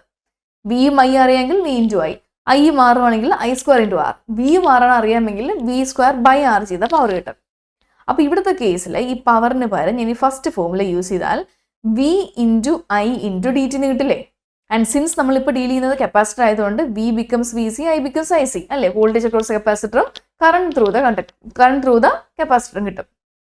എന്നാൽ we know that integral of VC into ICയുടെ എക്സ്പ്രഷൻ നമ്മളിവിടെ എന്താ പറഞ്ഞത്? Equation number 1 C into dVC by dt അല്ലേ? Into C into dVC by dt into DT എന്നല്ലേ വന്നത്? ഈ DT അതുപോലെ വരും. സോ DT ന്യൂമറേറ്റർ ഡിനോമിനേറ്റർ ആയതുകൊണ്ട് ക്യാൻസൽ ആയി പോകും. അപ്പോൾ എക്സ്പ്രഷൻ എന്തായിട്ട് മാറും? Integral C is A constant can be taken out. എന്നിട്ട് നമുക്ക് എന്ത് കിട്ടും? VC ഇൻറ്റു dVC എന്ന് കിട്ടും. മനസ്സിലായോ? And we know the expression that integral of ഈ VCക്ക് പകരം ഞാൻ X നിട്ടു ഇൻറ്റു dVC എന്നല്ലേ വരുന്നത്, അതിന് പകരം ഞാൻ ഇൻറ്റു dx നിട്ടു. What is integral X into dx? We know that is equivalent to X raise to n ആണെങ്കിൽ ഇൻറ്റഗ്രൽ ചെയ്യുന്ന സമയത്ത് നമ്മുടെ ഫോമുല എന്താ വരുന്നത്? Integral of X raise to എന്ന് പറയുന്നത് X raise to n+1 by n+1 അല്ലേ? ദാറ്റ് ഇസ് ഇവിടുത്തെ കേസിൽ VC എന്ന് പറയുന്നത് equal to X raise to 1 ആണ്. അപ്പോൾ ഇതെന്തായിട്ട് മാറും? X റേസ് ടു 1+1 2/2 എന്ന് വരും. That is C into integral of VC into dVC equal to എന്താണ്? VC² ബൈ 2 എന്ന് വരും. ദാറ്റ് ഇസ് എന്താണ്? ½ C VC² എന്ന് വരും. മനസ്സിലായോ? So it becomes it becomes എന്താണ് എനർജി സ്റ്റോർഡ് കപ്പാസിറ്റി എന്ന് പറയുന്ന സമയത്തോ അല്ലെങ്കിൽ ടോട്ടൽ വർക്ക് ഡൺ എന്ന് പറയുന്നതല്ലേ എനർജി അല്ലേ? ടോട്ടൽ വർക്ക് ഡൺ അല്ലെങ്കിൽ എനർജി സ്റ്റോർഡ് കപ്പാസിറ്റി എന്ന് പറയുന്നത് given by the formula E equal to half C V C square. This is a very important formula. ഇതിന്റെ ഡെറിവേഷൻ ആണ് 3 മാർക്കിന് ചോദിക്കുന്നത് പാട്ടയിൽ. ഓക്കെ അല്ലേ? ഓക്കെ, അപ്പൊ ഇനി നോക്കിയാൽ അടുത്ത് നമുക്ക് എന്ത് ചെയ്യാം? Same way we can find energy stored in the second component, that is എന്താണ്? That is a inductor. അപ്പൊ ഇവിടുത്തെ നമ്മൾ ഈ പറയുന്ന ഡെറിവേഷൻ നമ്മൾ സ്റ്റാർട്ട് ചെയ്യുന്നത് we will be starting from the expression ആയിരിക്കും energy will be equal to integral of P into D T, that is equal to integral of V L into I L into D T എനിക്ക് വെച്ച് പറയാം. അതെ, V into I, P equal to V into I. ഇനി we know the expression of V L എന്താണ്? V L എന്ന് പറയുന്നത് is equal to L into D I L by D T ആയിരിക്കും. ആദ്യം ഇവിടെ സബ്സ്റ്റിറ്റ്യൂട്ട് ചെയ്യുമ്പം L into D I L by D T into I L into D T അല്ലേ വരുന്നേ? അപ്പോൾ ഡി ടി ക്യാൻസൽ ആയാൽ എൽ പുറത്തോട്ട് പോകും. Integral of D I L into I L. അതായത് എഗെയിൻ ഇവിടെ this equivalent to integral of X into D എക്സിന് equivalent അല്ലേ? അപ്പോൾ എന്ത് കിട്ടും? L into I L square by 2 അല്ലേ? അതായത് നമുക്ക് എന്ത് പറയാം? Energy stored in a inductor will be എന്താ കിട്ടുന്നേ? Half L into I L square എന്ന് വരും. മനസ്സിലായില്ലേ? This is expression for half L I square ആണ് എനർജി സ്റ്റോർഡ് ഇൻ ഇൻഡക്ടർ എന്ന് പറയുന്നത്. ഓക്കെ, അപ്പോൾ നമ്മൾ ഇതുവരെ എന്താ പഠിച്ചത്? നമ്മുടെ ആക്റ്റീവ് നമ്മൾ എന്താണ് ബേസിക്കലി നമ്മുടെ ഡി സി സർക്യൂട്ട് ടേംസിനെ പറ്റി പഠിച്ചായിരുന്നു അല്ലേ? എന്നിട്ട് നമുക്ക് എന്താണ് നമ്മുടെ ആക്റ്റീവ് ആൻഡ് പാസീവ് കോമ്പണന്റ് എന്ന് പഠിച്ചായിരുന്നു അല്ലേ? എന്നിട്ട് പിന്നെ നമ്മൾ എന്ത് പഠിച്ചു? അതിൽ പാസീവ് കോമ്പണൻസ് ആയ നമ്മുടെ 3 ഇമ്പോർട്ടൻറ്റ് ടേംസ് ആയ ആർ എൽ സി, ഈ 3 കേസിലും ഉള്ള entire details mind energy stored എക്സ്പ്രഷനും വോൾട്ടേജ് ടു കറണ്ട് റിലേഷൻഷിപ്പ് ഉൾപ്പെടെയാണ് നമ്മൾ പഠിച്ചത് അല്ലേ? ഇപ്പം നമ്മൾ റെസിസ്റ്ററിന്റെ കേസിൽ നമ്മൾ ഓംസ് ലോ ഡിഫൈൻ ചെയ്തു. എങ്ങനെയായിരുന്നു? വി എന്ന് പറയുന്ന voltage is proportional to current എന്ന് പറഞ്ഞില്ലേ? കാരണം വോൾട്ടേജ് കൂടുമ്പോൾ കറണ്ട് കൂടി, വോൾട്ടേജ് കുറയുമ്പോൾ കറണ്ടും കുറയും. അതാണ് മീനിങ്. ഈ പ്രൊപ്പോർഷണാലിറ്റി കോൺസ്റ്റന്റ് മാറ്റുമ്പോഴാണ് എനിക്ക് ആർ എന്ന് പറയുന്ന റെസിസ്റ്റൻസ് ടേം വന്നത് അല്ലേ? അപ്പോൾ ഒരു റെസിസ്റ്ററിന്റെ കേസിൽ കറണ്ട് വോൾട്ടേജ് റിലേഷൻഷിപ്പ് എന്ന് പറയുന്നത് എങ്ങനെയാണ്? നമുക്ക് ഐ അറിയാമെങ്കിൽ ആർ വെച്ച് മൾട്ടിപ്ലൈ ചെയ്താൽ വി കിട്ടും.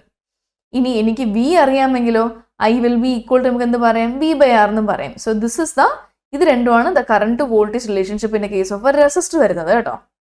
റെസിസ്റ്റർ അതല്ലാണ്ട് കപ്പാസിറ്ററിന്റെയും ഇൻഡക്ടറിന്റെ കേസ് നമ്മൾ നോക്കിയായിരുന്നു. ഇൻഡക്ടറിന്റെയും കപ്പാസിറ്ററിന്റെ കേസിലുള്ള എനർജി സ്റ്റോറിന്റെ എക്സ്പ്രഷൻ നോക്കിയായിരുന്നു. വളരെ ഇമ്പോർട്ടൻ്റ് ആണ്, മസ്റ്റായിട്ട് പഠിച്ചേക്കാം.